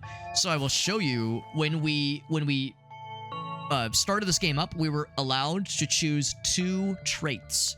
The traits I chose were mystical, meaning we have kind of an uncanny sense of I don't know, an uncanny sense of things that are inexplicable. Like just kind of not quite a sixth sense, but like just some kind of thing, a feeling we can tap into sometimes about things vaguely supernatural. And then also a keen eye for detail. So we notice things that otherwise might go unnoticed. And there was several other traits that were interesting. There was one that allowed us to talk to animals. There's one that allows us to read people exceptionally well and lie to them well and read their motives really well. There were several interesting ones for sure. So yeah, it's which presumably means if you do one playthrough of this game with certain traits and do another playthrough with different traits, you might get a very different experience because different options might present themselves to you accordingly. Sorry to hear about your mother. Now, granted, that would have been a while ago, presumably. Yeah, Vivian. And so she must have actually liked her. Not a lot of people did like our character's mother, so it's kind of nice that she has something nice to say. And our, yeah, Pearlane, she says something nice about her, so maybe she says something nice about everybody, but Pearlane apparently was a real piece of work. Would you like some boiled peanuts? I've had these in my possession for like 18 hours now. Did you see somebody outside just now? A very sick man. Oh, so she knew about him too. Oh, okay. Yeah, she said Wayne. Right, yeah. She says, don't worry about him. I'm worried. It was weird. I have no feelings about that woman. No, we wouldn't quite say it that way. You knew my mom? Good friend for many years. A lovely woman. Should come by sometime. I'll tell you some stories. How'd you know that she died? Pearlane was a chatty woman? Ah. Got the gossip. So anyway, we'll just say, yeah, we're looking for some assistance. What got you here so late? You seem troubled. So Stella's already presumably talked with her about unexplainable things. Duke was killed in the woods. They didn't take it very seriously. Not even looking for the body until tomorrow morning. And of course, we could show footage. Of course, they took the camera as evidence, but she did pop out the memory card, presumably. Pops. Oh, she's got it in her phone. Of course she does. I'm gonna make a copy first. They're gonna be mad. Nah, I'll say like, you know what? Good on you, lady, because the cops are not gonna help us here. What is it? Streets of Rage. If you go to the police car, it's like the cops won't help you. Only trust your fists. But in this case, it's the cops won't help you. Only trust your friends. Only trust friendship. What if they accidentally erased it anyway? Anyway. And examine the footage for ourselves. Show it to Cybele.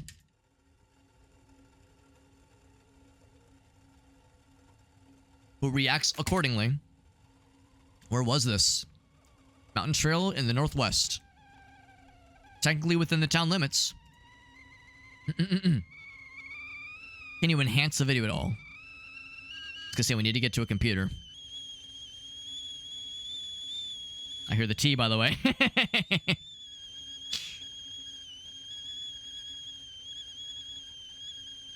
and yeah, have Stella come along too. Accurate. If it was live stream, that's right. That's right.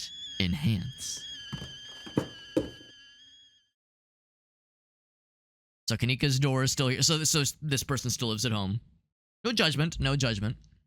I just know that Stella had mentioned this person rarely ventures outside of the room. Oh wait, no. I'm sorry. I'm mixing up the names. Reese was the person that hasn't been seen in a while. This is the person that runs the store, I think. Childhood room someone was unhappy to return to. Interesting. Recent and failed attempts to remove the stickers. There's Kanika, and then there's Stella. And good potato dog, that's correct. This dog is a good potato. Look at that fucking face. Every time I see the face, it makes me happy. I have to like hide the UI so I can really appreciate it. And a stranger, that's me. I'm pretty strange. Does she have a Sailor Moon shirt? She's got a Sailor Moon shirt. Hell yeah, this chick's awesome. What are you doing in my house? She let me in. Here, have some boiled peanuts. That'll smooth this whole thing over. I watched the man die. Yeah. Yeah.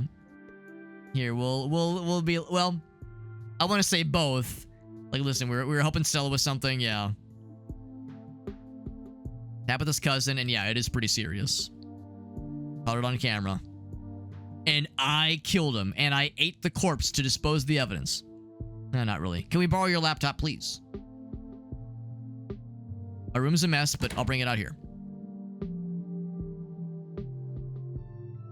They play the video in presumed higher definition. What the hell is this? We don't know. That's the problem. We have no idea how to make heads or tails of this.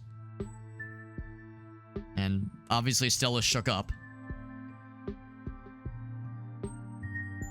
I'll just remain silent for that part. And his son, yeah. Hope they're gonna tell his son. Earl and Franklin didn't seem too much in a hurry to do anything. Something far more serious to discuss. We could tune into our mystical trait that we have. I didn't like that guy anyway. I don't know. The mystical sense is interesting, and I like the options it presents. I don't find myself taking it very often, just because it seems so vague and not necessarily helpful. Like that's kind of distracting from like the task at hand. We weren't supposed to see any of that. It says like I don't know necessarily. So I don't know if I'm gonna take that one.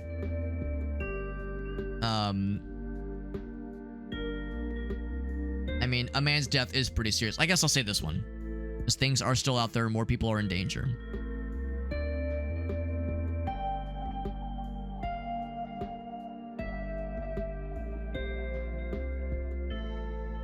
A pic of the main character at a convention, a Sailor Moon cosplay. That's delightful.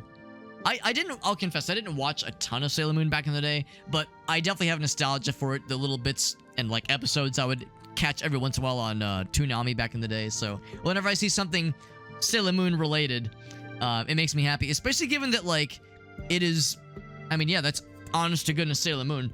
I'm assuming that means there's probably no risk of like copyright weirdness. Because, like, we saw the Kraft mac and cheese with a C. We saw GIF peanut butter. Not GIF, but GIF peanut butter. So I'm going to assume that there's no risk of, like, repercussions for using the likeness and actual brand. So it's dangerous, but not for the reasons we might think. The pale creatures called the ditchlings. Say they were a terrible omen, a sign of suffering. Well, that does track with the sixth sense we seem to tap into sometimes. Whatever's doing this is serious. Oh, Kanika's like, oh, this is, I've never heard that word. Tailipo? Oh, tail, like spinning tails. Tailipo. Crap. Let your mother talk, please. They don't usually hurt people despite the grisly scene in the woods, but Duke is dead. His death was probably an accident if it was a ditchling. Or maybe my grandmother was wrong. Maybe they are horrible. Usually birds flock before a storm. The ditchlings congregate when tragedy is about to fall. This is already pretty tragic. The demon plane was by the alias Usagi. Is that a Sailor Moon reference? As I'll confess, my knowledge of Sailor Moon names is fleeting at best. This is helpful. Maybe it's helpful. Whatever they are, they're doing something to these animals. The chickens, right, with the growth. Were they here for Duke? I find that hard to believe. There was something in that chicken, yeah. Calling it magic is an easy out and jumping to a conclusion. Thinking more themselves. Yeah, we'll use our keen eye to say there was something in that pulsating tumor. Is it a parasite? Yeah. To make those creatures. Sailor Moon's name. Oh, okay. Interesting. I wouldn't have pegged that as being a woman's name. That is good to know. Yeah, everything except for the English dub. I can't remember what her name was in the English dub. Well, obviously her first name was Sailor and her last name was Moon. Obviously. Checkmate. Easy. Since that would make it worse than Supernatural. Forgot about the tea. We heard the tea kettle popping off. It is getting late. I mean, presumably hibiscus tea is, I think, herbal tea, which means it's caffeine-free naturally. I think. It would be relaxing. Let this miserable night finally end. I'm tired of shit. Well, no, we'll chill. This is important. See if anybody has information on the ditchlings. Some peppermint tea to go. Does wonders to soothe the soul. Okay. Well, it was good to have like a bit of a knowledge share. Still weirded out by the dude that we saw on the street. That was very weird. And the fact that Disciple was like, don't worry about him. It's just it's just nothing but, it ain't nothing but a thing. I think it actually was a thing. I thought that was her name. Well, they're the Sailor Scouts, right? Sailor Mars, Sailor Venus, Sailor Jupiter. Sailor Moon is the main character's, like, well, not call sign, but like, Sailor alias, I suppose. Serena, that's right, yeah. I was gonna say, I knew it was something, yeah, maybe not quite as whimsical, but still vaguely whimsical. Yeah, you probably heard me say, like, call sign, well, they're sailors, but not, like, naval, obviously. You know what I mean. Something different. Something unique. The warm tea will warm the bones. Be careful out there, both of you. Call it a night. Were there other sailors? There's a whole flock of them.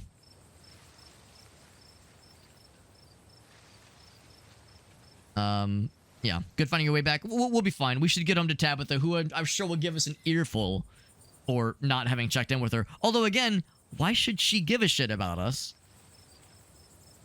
Yeah, we'll be fine. See you around. Not like I have much of a choice. I don't know if I want to be, like, overly enthusiastic, but also not, like, dismissive. So, sure, we'll be positive, but it's, like, maybe not that eager. That was a lot to have gone through. Sailor Moon was not the powerful one. I mean, she was, I guess, by most definitions, the main character. But yeah, probably not the strongest fight, I guess. Because there were, like... Because her and the other Sailor Scouts were high school girls, but there were older... I assume they were also Sailor Scouts. There was, like, the one short-haired girl.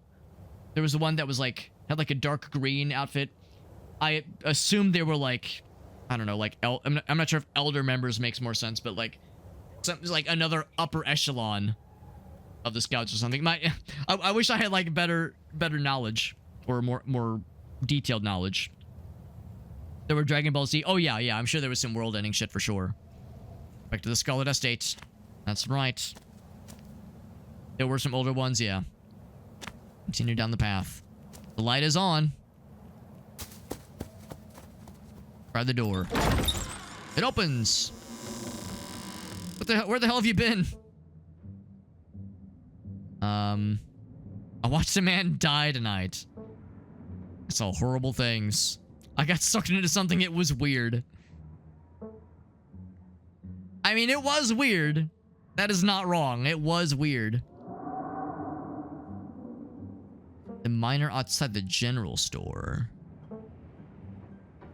I'm not sure what that's referring to, unless they mean, like, the weird voice. The weird, like, voice that we saw. Or not voice, but the weird figure. You know what? Let's say this one, just because I'm curious. Yo, the shit on me. Do you know what's going on there?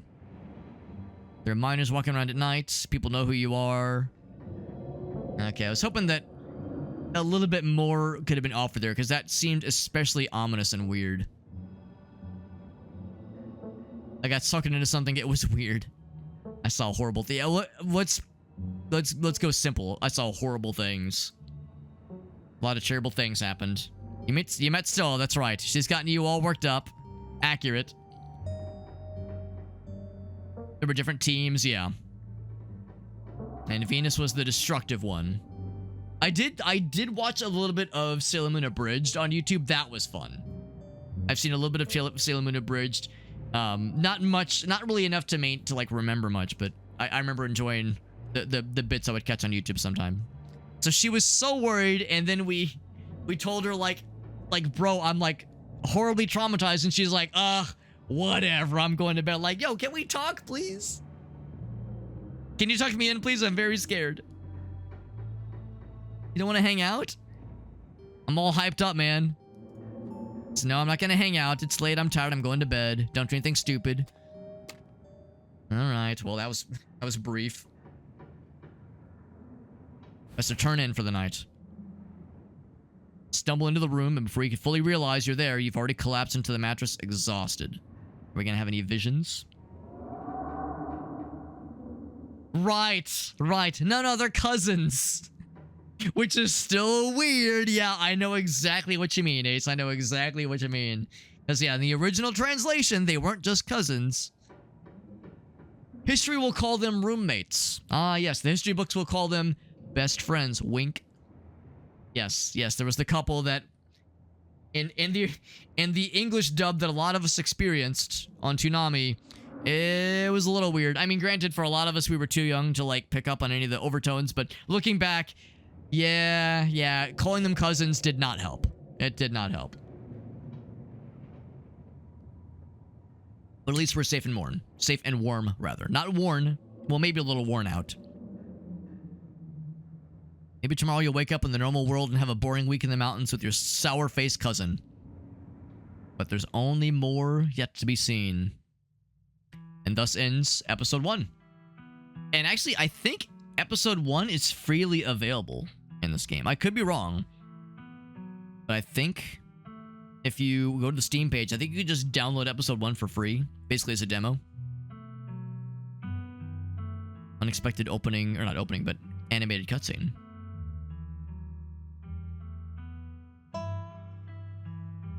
Looks like crosshairs.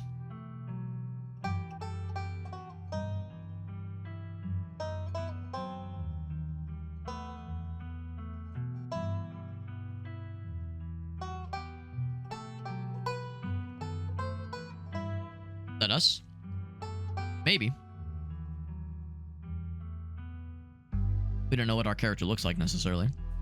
Is that blood? And is that our room?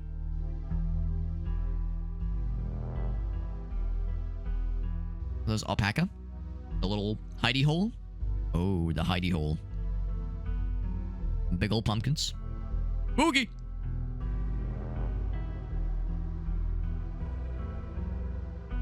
Of course, the mines. You know there's gotta be some fucked up shit happening down there.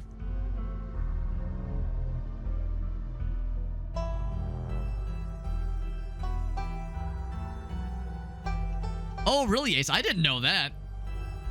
Ace has got the knowledge, man. Are those claw marks on the door? Oh, Jesus. Hella locked. Whatever's in there, they don't want it getting out. Mysteries abound, man. Mysteries abound. Oh, title drop.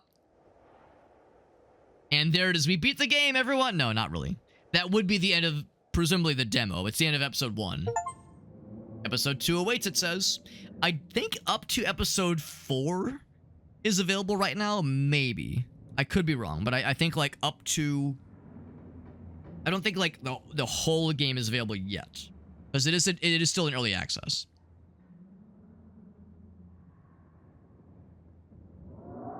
I did not know that either, Ace. I mean, it's not terribly surprising, but yeah, I always assumed she was hetero, but that was because it was the 90s and none of us knew any better. Please save your game right now. I will save my game right now. March 21st, 1:30 a.m. And continue. Would you like to see a recap? Sure. I mean, I just played it, but sure, a little review wouldn't hurt, especially for people that were not here for the start. The funeral of Pearl and Scarlet, our aunt, is tricky because our mom, who passed away recently, had a very frosty relationship with Pearl Ann. So Pearl Ann and her sister, who is our mother, yeah, had some kind of fallout, some kind of schism years ago that never healed. And as a result, there was this, like, rift between the two family kind of sections. Like, there was, like, that mom's side, and there was this rift that never did get healed. We met Tabitha, who is our cousin, Pearl Ann's daughter, who is not a fan of us and makes, under no uncertain terms, makes it clear that she does not like us and does not want us there. So only a few, and the house is in a horrible state of disrepair. The mansion is completely fucked up. The floors are known to give out. It's very dangerous. Met Stella. Things were chill. Nice, seems like a cool friend. Invited us to go on a cryptid hunt. Looking for Bigfoot, looking for cryptid monsters and such in the woods. Just for funsies. She runs a YouTube channel. So wants to get some of that sweet, sweet YouTube content. Met Duke, who was also out in the woods looking for whatever is eating his chickens, because something keeps stealing his chickens. And he's about to go out of town, and he realizes that if he leaves town while this thing is stealing his chickens, when he comes back, there'll be nothing left. Thinks it's a mountain lion. We see a horribly misfigured deer with pulsating growths sprouting from its neck and face. Really fucked up shit. And then we find these creatures. The creatures attack Duke. Creatures attack the puggy, Gretchen. The thought was, well, the creature was mostly lunging for the chicken. So, like, Duke can handle himself. He's got a gun. He's fine. We opted to help out Gretchen.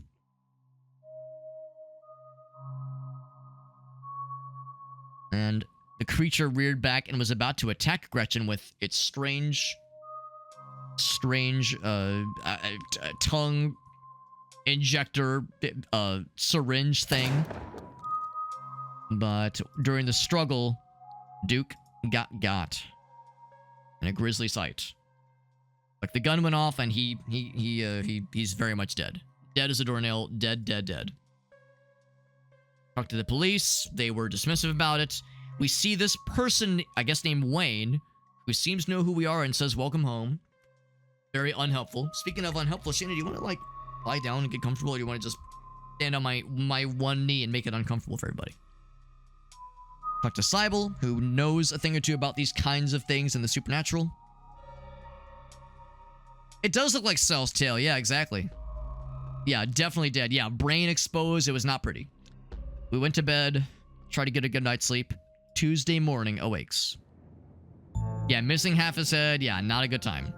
Not a good time. Especially for him.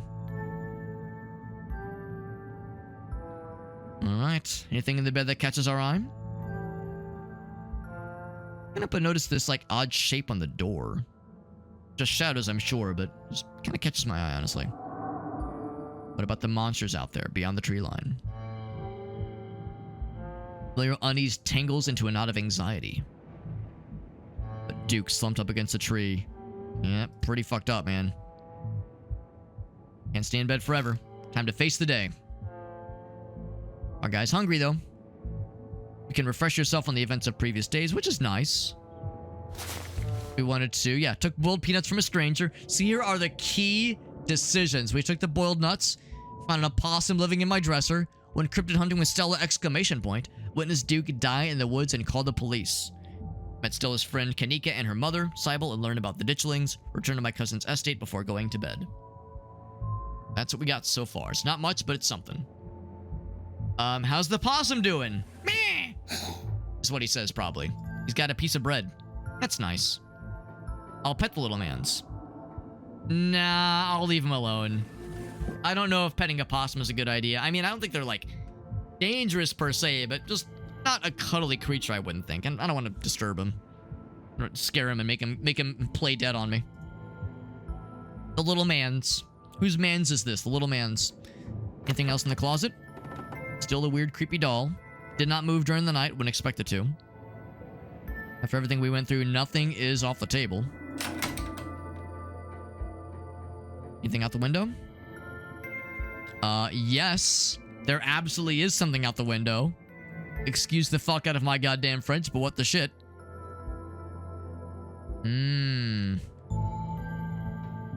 Ominous indeed.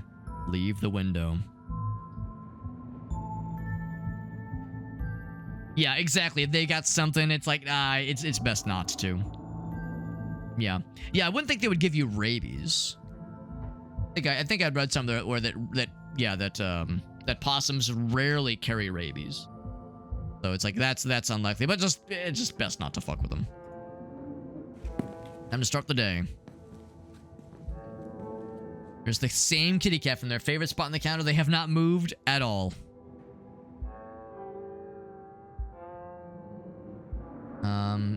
Ask if I may pet the kitty cat. But we are talking to a cat. Flicks her tail faster. And she says, oh, do not talk to the cat. The police called you. Good. Good. Finally, something happening. You've been here one day, you've had a run-in with the cops. Yeah, that's the problem. If we take this approach, we will not be taken seriously.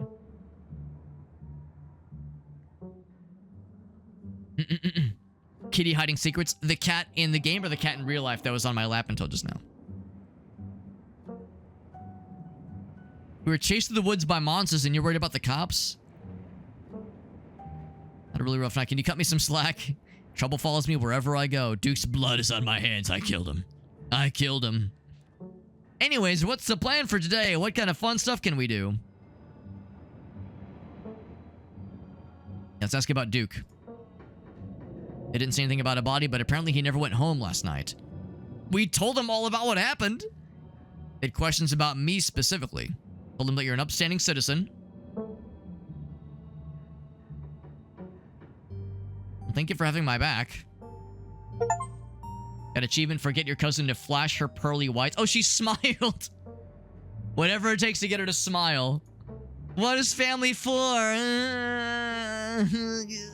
That's the fucking hide the pain herald right there. That's the hide the pain herald smile if I ever did see one. We need to leave.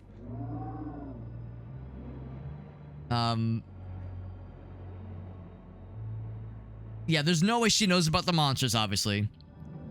I'll just see, yeah, there are monsters in the woods. Saw them with my own 2 eyes. Wish we could show her the footage.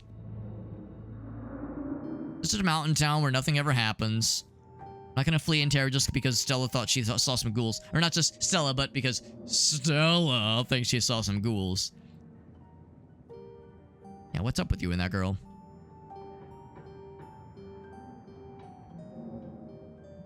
Would it be uncouth to probe? I'm gonna probe. I'm doing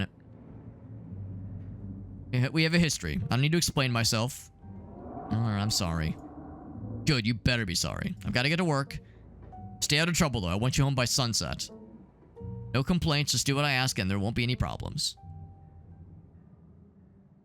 Sunset, she said. Like sliding in, sliding out, sliding back in. Huffily exits the kitchen.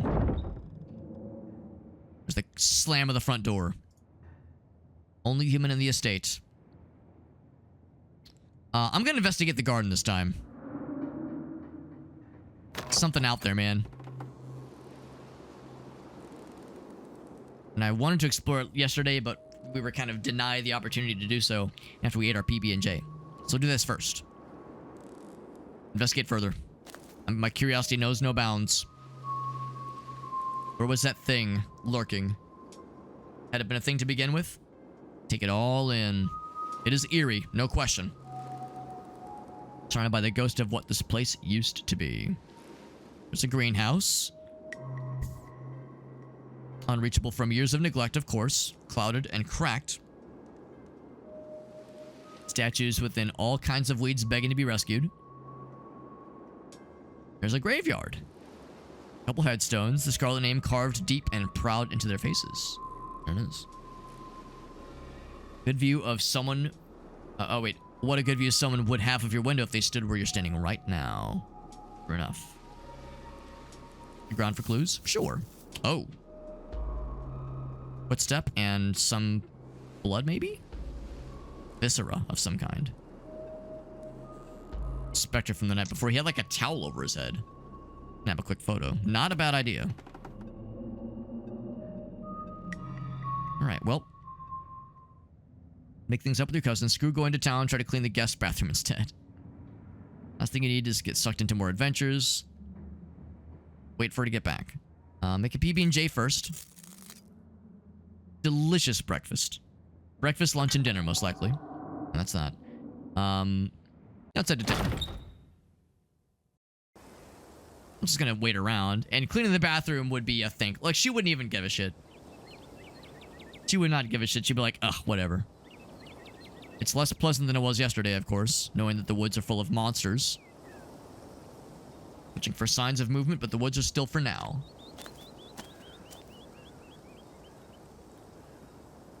What was beautiful previously was now feels more like a cage. Which is unpleasant. And look who's out chatting outside the diner. No creatures jumped out at you, no scary men blocking your path. We see other normal people. We were just talking about you. Stop by Sibyl's to pick her her new tea blend, and, well, you're the biggest thing to come into town, she says. Folks are buzzing about you specifically. Went out with Stella, and something bad happened. Yep. I hardly know you. Should we tell Avery everything? I mean, he can probably be trusted. There's no, like, weird vibes about most of the people, I think. The cops, I'm not so sure about. So, yeah, I mean, Avery seems like a real one. And also Stella, like she's a friend of Stella, so he's probably trustworthy. And he seems to like us. I'm a little bit surprised Cybele hasn't told him already. We'll just tell him everything. Yeah. Yeah. Avery's like, whoa, what the fuck? Yeah. Okay, so, yeah, I'm a little bit surprised Cybele hasn't told him. So, okay, so Cybele does know about this. In fact, maybe she was the one who might have broken the news to him. She's gonna check in on him. I'm gonna break for the next half hour. Let's just chill. Swing by the diner. Get some new coffee. Cybele's new... Or no, it's the new blend of tea, that is. I've never heard of chaga. Chaga, maybe? Chaga and lemon balm. I'd be down to try it. I do enjoy a nice tea blend.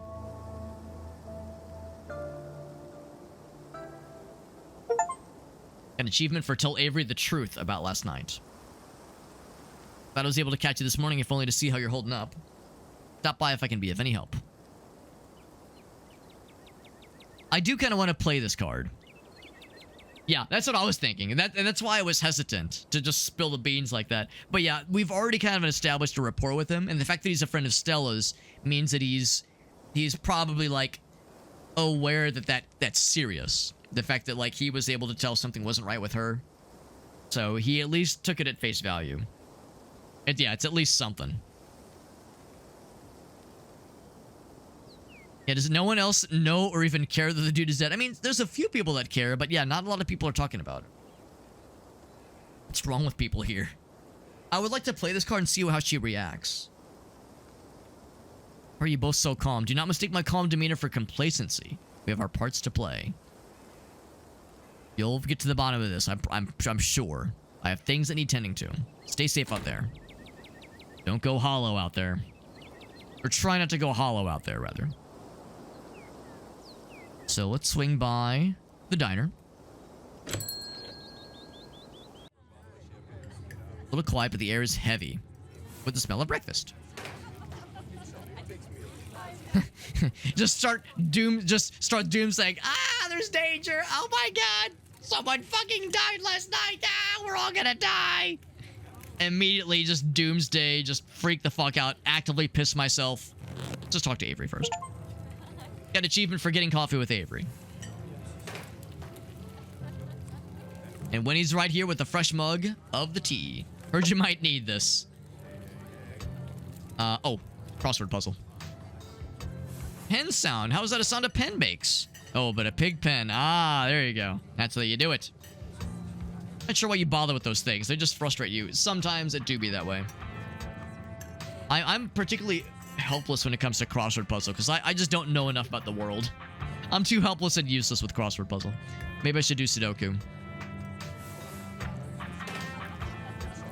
Anyway, thanks for telling me about the situation, he says.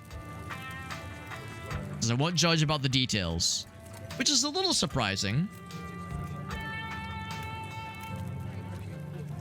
You're not a cop, are you? What if you don't believe me? Yeah. Try the tea first. You can already feel it begin to ease some of the strain and tension. Not a lot of folks take to the chaga so quickly. What if you don't believe me about last night? Not here to judge, just here to listen. Legit. That's legit. Sure, we'll tell him about it. The only downside, of course, that other people can hear, which is a little bit questionable. At least now he knows why Stella's being a little bit distant about the whole situation, a little cagey. Haven't lived here long, but I've never heard of anything like that happening. He says it's exciting. Oh, you got her attention too. When the cops came in for their morning coffee, they mentioned something about going out to the woods to look for someone. It was probably Duke. They seemed disconnected, so it probably wasn't serious. Yeah, they're not taking it seriously, exactly. What if they're in on it? I find that hard to believe. Again, there's like a phrase or like a word that says like there's usually no need to ascribe malice when incompetence is a more likely theory. So I'm not sure it's malice. I think it's incompetence. They are suspicious of you. That's correct. I'm sure they've seen much worse. I don't know, man. I'm more inclined to say this one, but that feels judgmental. Yeah, they're weirdly suspicious of me specifically.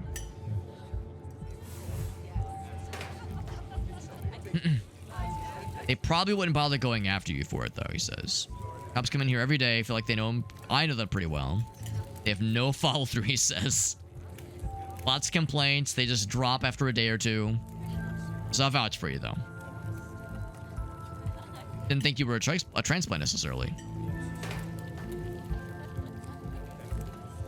Gotta get out of here, man, and take me with you. Take me with you, you wild stallion! Yeah, where are you from? Moved here from Charlotte. North Carolina, I'm guessing. And when he offered me a place to stay, which is nice. Oh, maybe she's his actual aunt. Aunt, rather. Feels like I just moved in. Everyone here, aside from the coal mines, grew up in this town, so I feel like I'm the perpetual new kid. Until we came around. It's a shared history, yeah. That ain't no shit, man. I know that feeling. I've mentioned before, I've mentioned on a few occasions that the town in which I went to high school is not where I grew up. And it was a fairly small, kind of rural kind of town, like 10,000 people, which by some measures is not like tiny, but it is still fairly on the small side, you know, generally speaking. And it had a lot of other small communities around it. A lot of smaller kind of rural towns near it. And I have friends from my time in high school that I cherish and I keep in touch with to this day. But there's a lot of people in that town that I don't really have much of a connection with. And yeah, to this day, whenever I go there, there is sometimes that sense of like not really belonging. And I think that's part of it. There's that feeling that it's a small town, everyone knows each other, and I'm a perpetual outsider. So it's like I mean, again, I have friends that have included me from the get-go, and I'm grateful for that. But there's sorry, I hit the microphone there. There's others that yeah, have kind of made it that feeling of like, yeah, you're not from here, therefore, like, you know, you'll never really belong. I don't think it's necessarily intentional, but it's kind of a weird. I don't want to sound dismissive when I say this, but it's like a weird kind of small town mentality that you do feel sometimes if you're not from there. So it's a strange phenomenon. Then he kind of nailed it, honestly. That shared history. Maybe you're more at home here than you think. That could maybe come off wrong. Felt out of place the whole time I've been here. I would be curious to learn about his backstory. Having some issues with my folks about my education. I was under their roof, so that's how it is. Offered me a job here and a place to stay, so that's fair. You regret moving? Same kind of thing there. Probably not. Felt out of place the moment I got here. Folks have been mainly friendly, but it's different here. Hard to explain, but I don't feel like I belong. Not sure I belong here either. Okay, now I'll ask, do you regret moving here? Oh, caught her eye though. Didn't have the choice to really have second thoughts about it. And she's not gonna leave.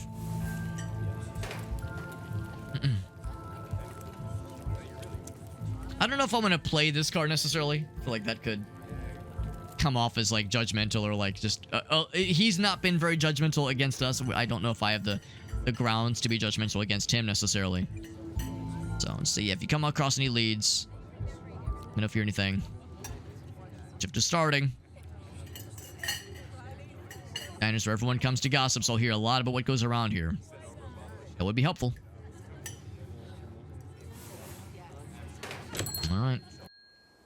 Hopefully we paid. General store.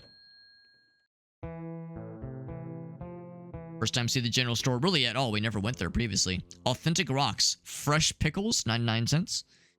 Gold from I thought it said scariest. Scarlet Mine, exclamation point. Sorted minerals. Lemon slices. Oh, lemon sticks. You stick them up your nose. Oh, little axolotls, little kitty cats. Little snakies. I like the kitty cats. Local artists, $15. Squirrel. Tea. The founder.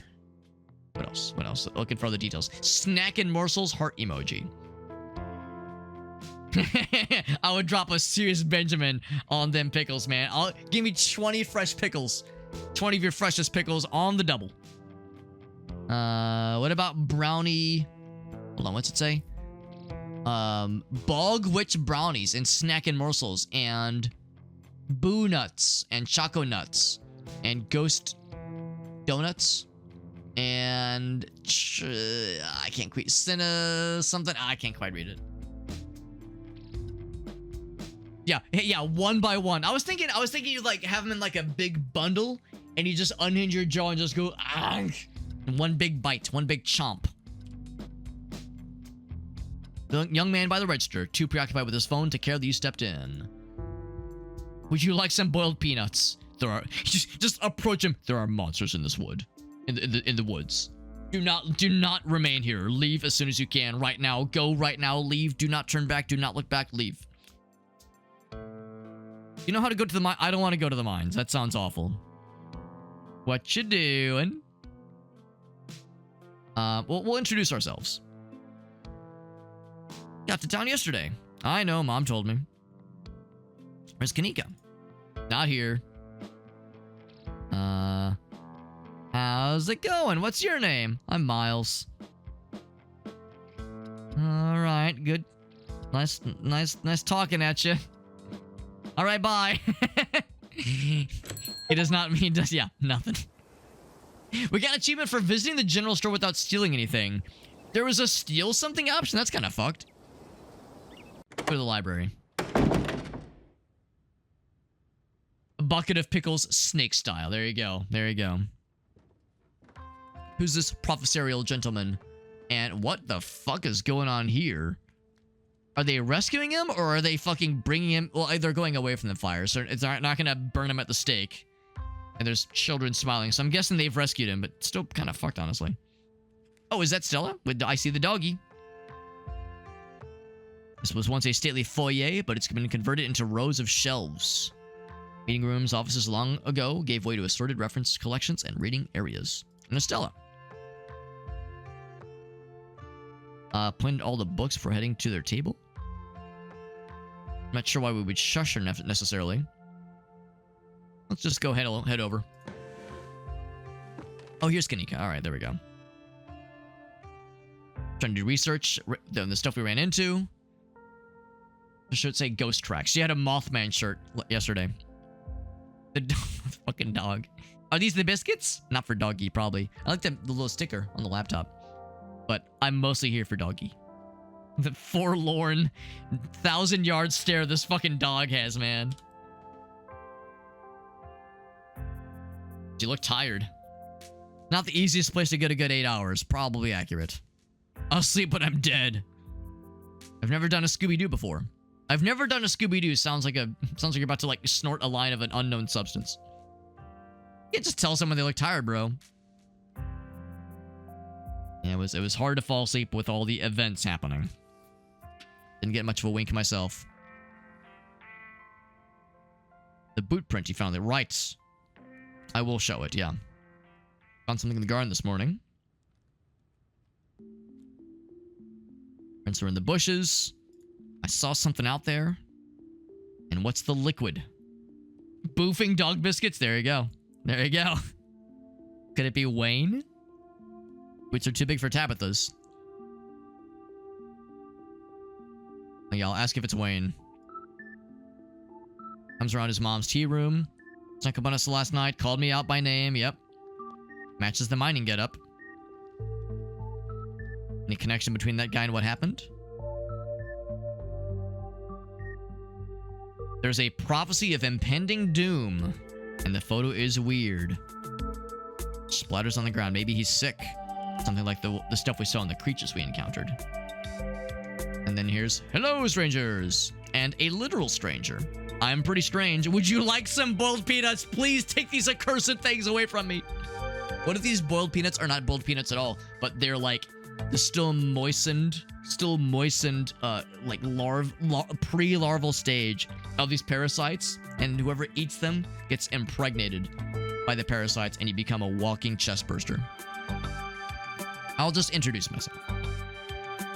In town for the funeral. Looks so much like Vivian. So saith many others.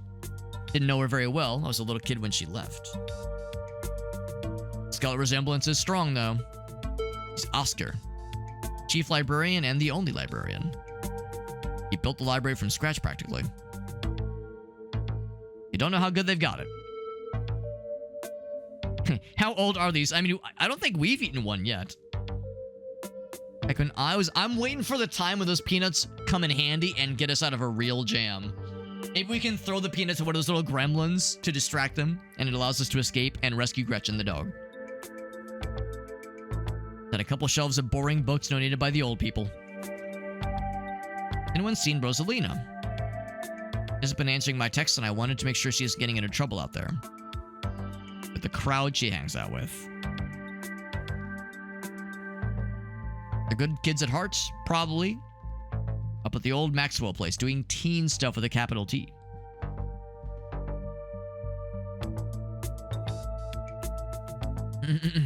What's the old Maxwell place?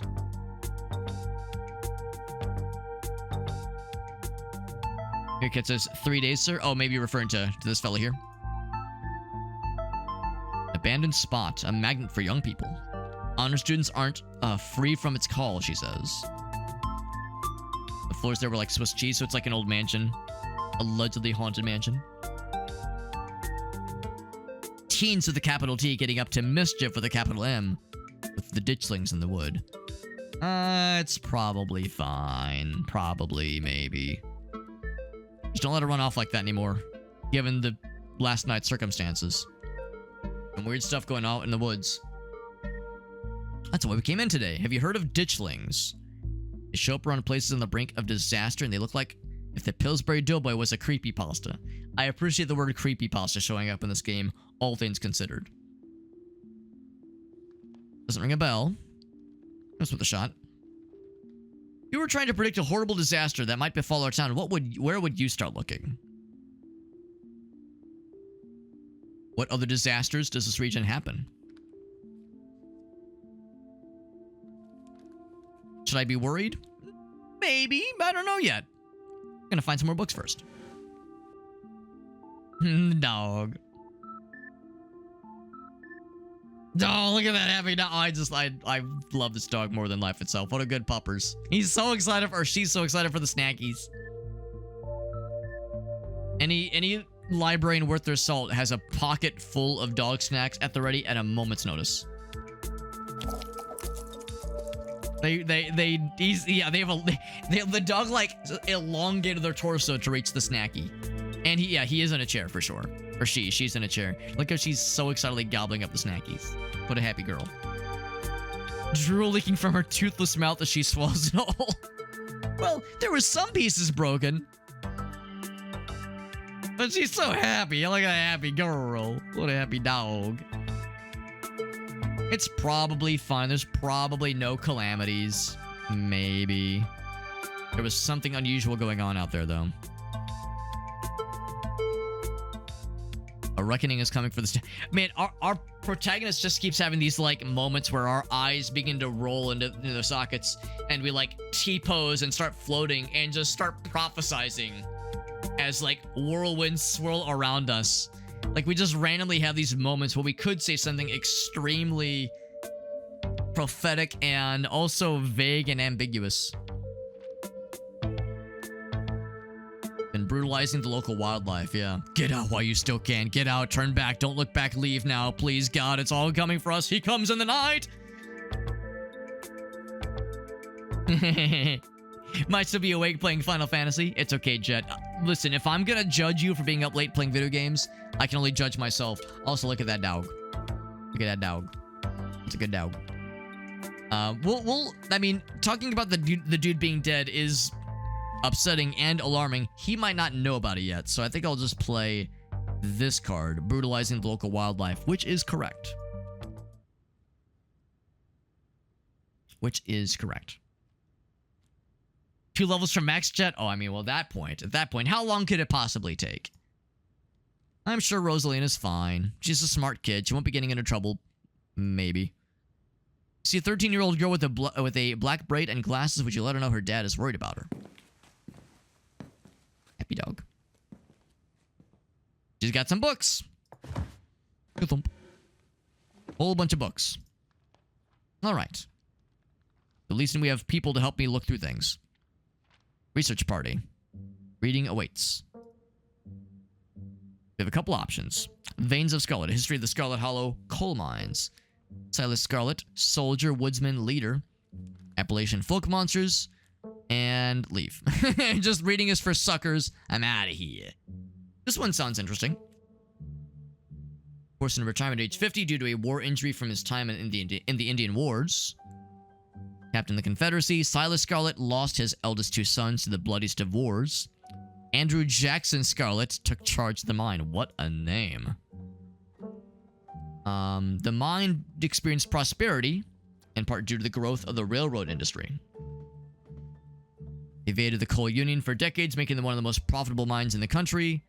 Andrew Jackson Scarlet built the surrounding town into what it is today with expensive stone buildings, bustling Main Street, overseeing it all, blah, blah, blah, blah, blah. 1895, largest and finest feat of architecture in the region. Oh, the Scarlet Estate, right. But it collapsed in 1918. Charles Shaw, well, that's delightful. So I'm not sure if our friend Aaron is still listening in. That's the same first and last name as one of the guys in our group. It would be extremely funny if you were to pop in suddenly, if he was lurking. Not to call anybody out, not to like, you know, not to not to what's the word, dox anybody. But if one of our friends just so happened to be lurking in the chat, that would be extremely funny. Anyway, co-manager of the mine loosened security measures to increase production during World War I. But I guess the mine collapsed. That's what it was. Yeah, not the estate, but the mine collapsed. Killed 160 men and boys, some as young as 10. Tragic, including his son Theodore.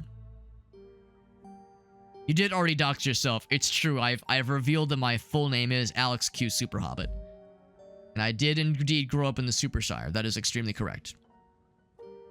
The son, Enoch, I think, took over for their aging father during the bustle of the war, pulled the mine from the brink of ruin, and saved the town. That's how my family made its fortune, apparently. What about this one? Silas Scarlet, born to Colonel Everett Scarlet, 1818, one of 12 siblings. That's how it went back then, man. North Carolina during a tumultuous time. Not much is known about his life before he joined the army. Rose to the ranks because of his father's connections and ruthlessness, for which he received the nickname Bloody Silas. Granted, the now Captain Silas attractive bounty land. Okay. The land had become Scarlet Hollow, but it started as a simple log cabin. Built by his own two hands, occupied by his family of 10. And 8 children. Logging business brought many workers. Wasn't until Silas discovered reams of coal. Reams of coal? Seams of coal. 420 Blaze It Lane. You know it, baby. Zip code 6969. 69. It's 6 digits. It's a little bit weird. Anyway, yes, coal mine though. Hell yeah. That's what put us on the map. He saved what he could and bought the surrounding hillside at a great discount, hiding what he knew about the land's true value and all the resources to found Scarlet Hollow's now famous coal mine. All right. What about this one? There's the Wampus Cat, cat-like creature with a loud howling voice. Sounds like a woman crying out in pain. Tommy knockers. Well, yes, I'm familiar with Tommy knockers. I mean, I drive by Hooters every so often. Oh, no, this is something else. Enigmatic cave-dwelling creatures, primarily known for causing mischief. And then Talipo, a small creature with a long tail and a wide yellow eyes.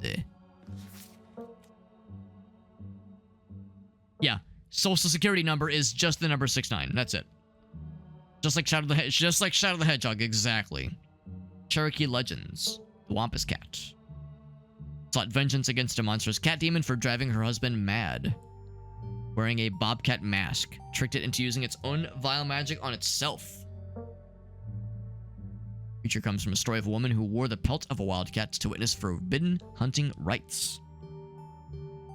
Hunters of the village gathered to perform the rites, and she watched in secret from underneath the cat's pelt, but was discovered. Used with the pelt, transformed into a creature that was neither human nor cat.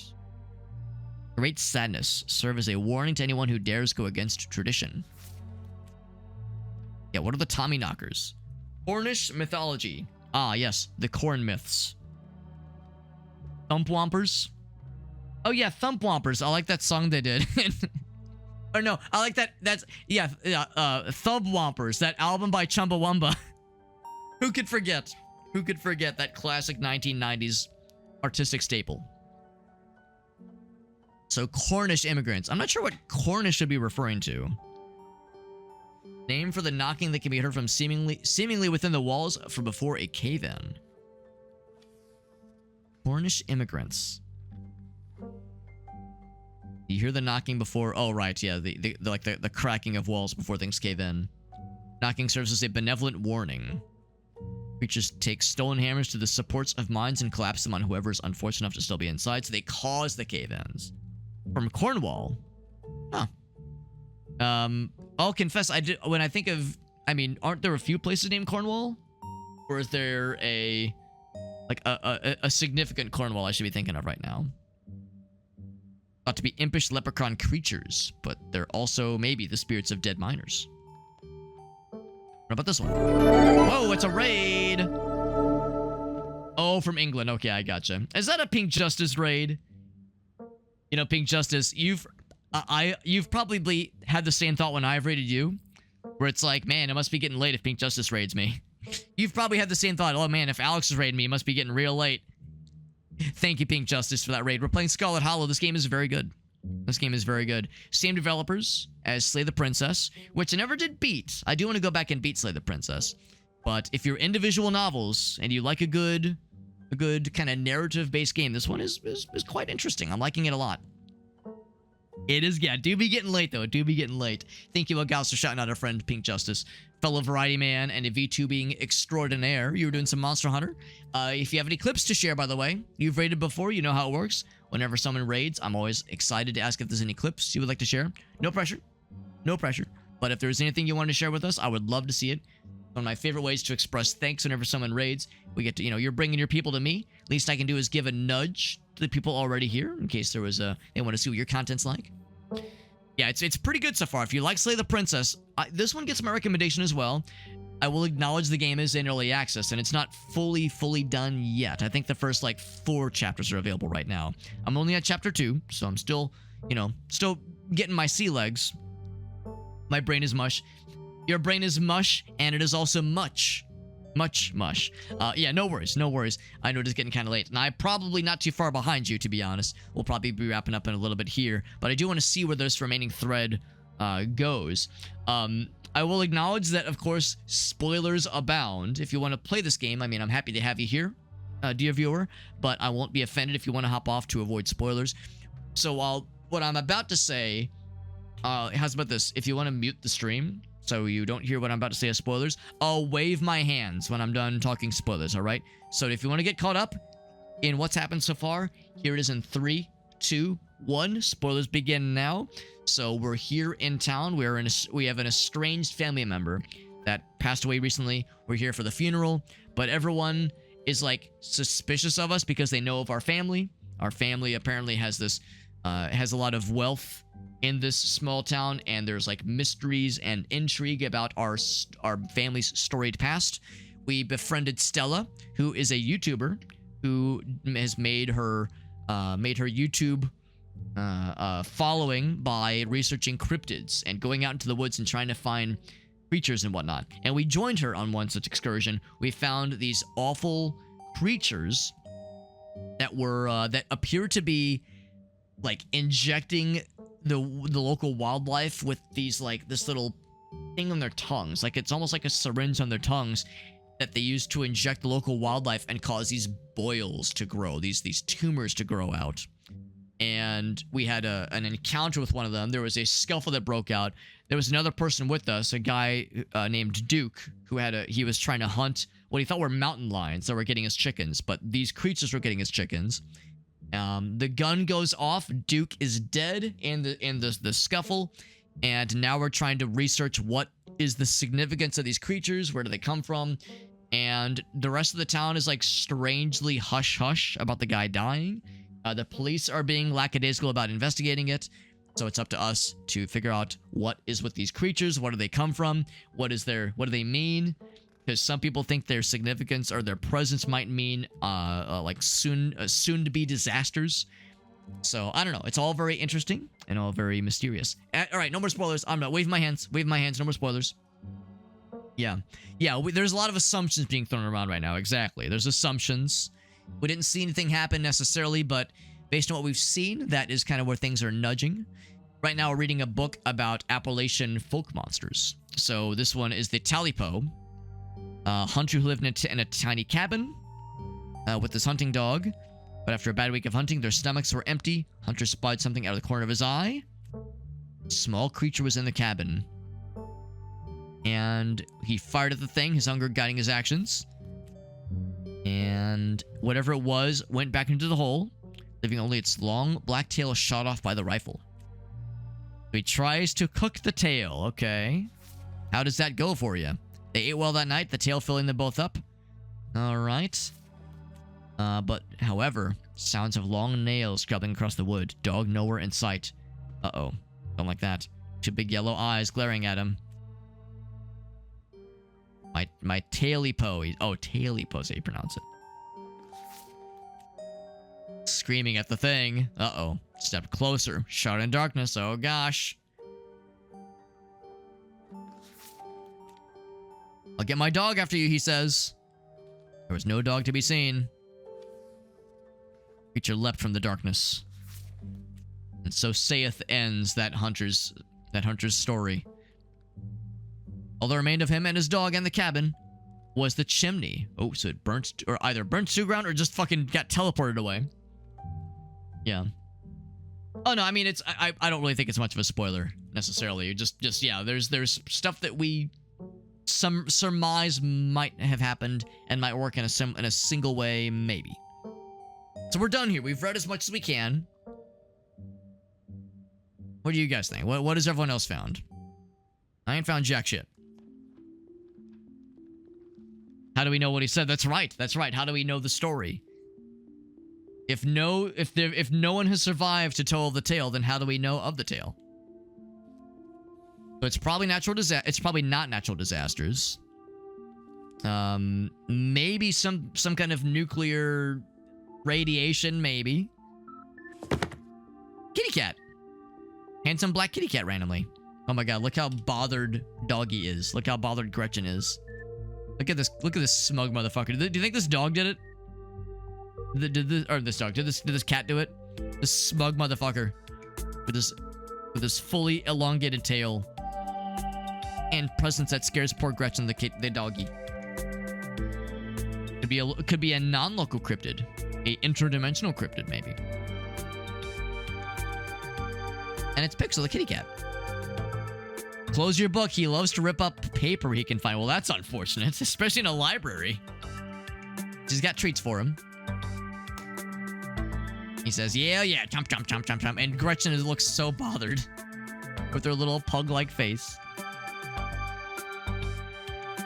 Hopefully he hasn't gobbled up any of our books. Why? I'm really a little bit surprised that a librarian would be like, yeah, I have a cat that is known for destroying books in a library, and we just let him roam and just do what he wants. It seems a little bit bizarre to me. Let's just have the lay of the land. Yeah, you know, this cat, it likes to destroy books, but it's fine. It's just a library. There's not a lot of books around here. He doesn't like when people pay attention to anything except for him. Why would you let a paper shredder freely wander a library? And everyone else laughs. But his little face. Okay, well, that's kind of a scrungy face. He's the cat that the internet rage lost his job. I'll confess, I don't think I know that one, actually. I don't think I know that story. That's more of a scrungy face. I like the handsome face. The charismatic face of the kitty cat head.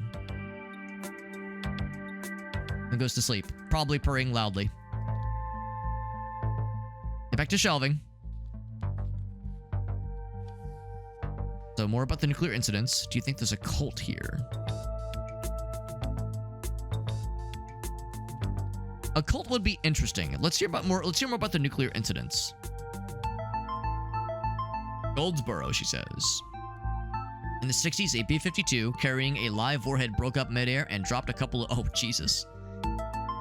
And Oscar knows all about that one. First of the 2 bombs landed upright after its parachute got caught in a tree. Thankfully, it didn't go off, which is good. Claimed the bomb was unarmed, but it later came out that the only thing preventing a detonation was a single electrical switch, which failed to trigger on the descent. And then 60 years later, the second bomb still hasn't been recovered. Oh, that's reassuring. Conventional explosive disintegrated in midair, but the nuclear material was made unrecoverable by flooding. They buried it and sealed it up. Not the most reassuring. Disarming nuclear bombs is not part of our skill set, maybe. Oh my god, we're screwed! Yeah, why are there ditchlings here? Goldsboro is 400 miles away from here. That's probably not it. Whatever that is, it's probably biological. How do I tell you this is real? This is a real thing that happened. So a cat that lost its job? What was the cat's job? Working at a library and destroying books? Because I could see that, like, the internet would be upset about a cat being treated poorly, or a cat being on the receiving end of injustice. Oh, the nuclear incident. Okay, well, that is upsetting. It seems so far-fetched. I just assumed it wasn't real. But yeah, the whole thing about just a slight unrecovered nuclear warhead, just a mild issue, being an honest-to-goodness thing. That is good to know. I had no idea. And presumably it's happened over Goldsboro, North Carolina, which is probably a real place. So nuclear stuff just melts, so it doesn't make monsters. 60-year-old bomb isn't going to explode on its own, hundreds of miles away from here, and kill us all.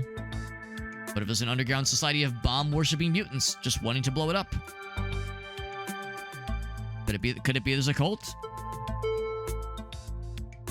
I like to think we leaned into whisper, but then said it out loud, way too loud. Cat had a job. Cops are suspicious, like they're trying to cover something up. Maybe they're nudists doing a weird ritual.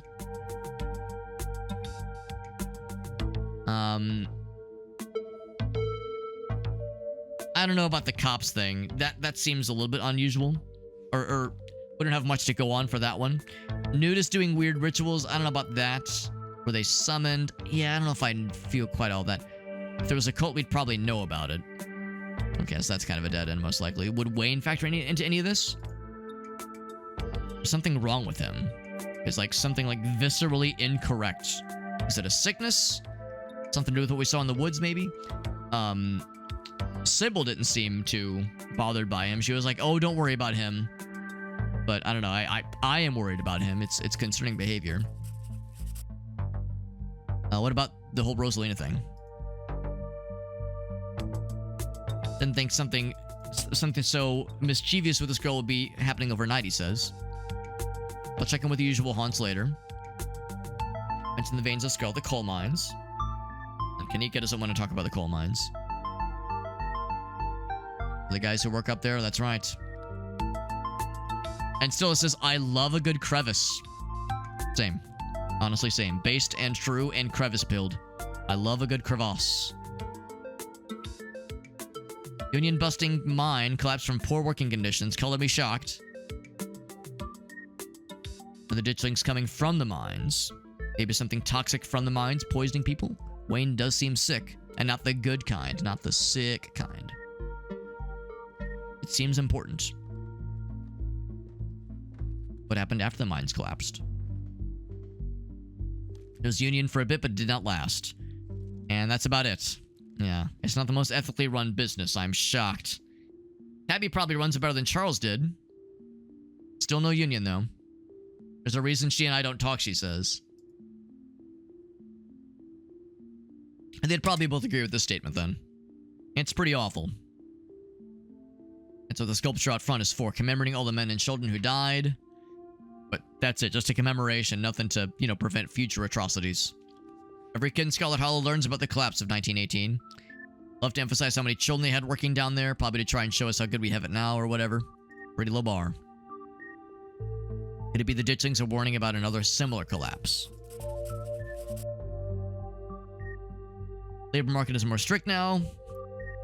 There's no way you could get away with the kind of safety cutbacks he pulled. Oh, Kanika, my sweet summer child. This game is currently being worked on, but that line was probably not written in 2025. Oh, I just got a little bit too real around here, and I just got a little bit too sad around here. Don't think the mine's about to collapse, do you?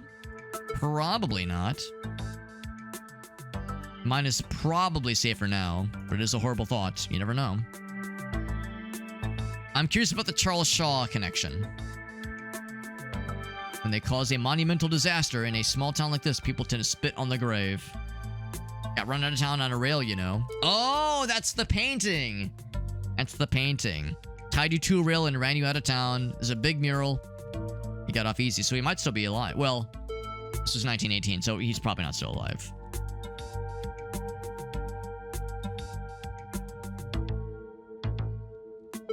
Nothing toxic. The mines seem important. I would agree with that approach, probably. Could the ditchlings be warning about another collapse? I'm not sure if they're warning about anything, necessarily. They're bound to be relevant in some way. Doesn't give us much to go on. What about Silas? Yeah, that's how I feel, Meerkat. Rich guy in the south, I should have known it wasn't going to be pretty. Self-made man. Seems like a great guy. You think the ditchlings are here for retribution?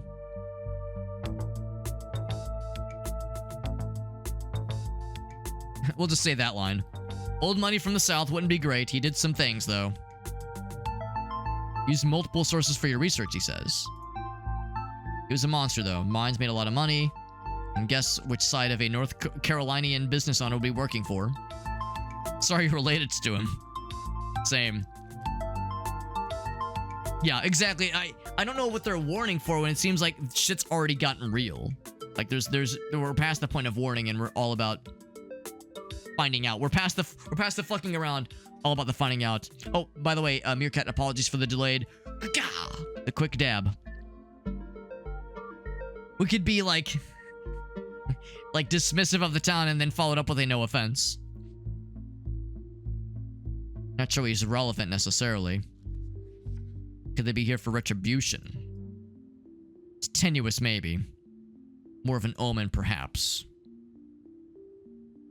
What about the Appalachian folk monsters? Wampus cats sound like they could be mountain lions. I think Wayne is a Tommyknocker. I heard about the Talipo story. That one scared me so bad I didn't eat soup for years. But a monster might try to dig it out of my stomach. There's an old chimney in the woods that I thought it was the chimney from the Talipo. Because chimneys don't burn down and wooden houses do. It could still be it, though. Camped out there a couple times and seen some pretty spooky shit. It's all raccoons. This whole time, Gretchen's still with the just fucking 1,000-yard stare. Yeah, buy a shotgun, learn how to use it. Do not duke yourself, please. Do not duke yourself, please. Could Wayne be a Tommyknocker? Ghost of a dead miner? I don't think he's a ghost. Usually tied to a specific place. He's haunting the whole town, and we all just roll with it. I've seen him, like, touch stuff. Wampus cats sound kind of like mountain lions. But there's no mountain lions up here. What about the myths, though? Usually the cryptids are hoaxes or someone getting confused. Sometimes it's both. Bigfoot was what was presumed to be a prank. Bears walking around their hind legs and got freaked out, so now here we are. This is all get the footage, though. I promise you. I will literally eat the words. Moving on. Well, what do you guys think? A lot of mine relevant stuff in the notes.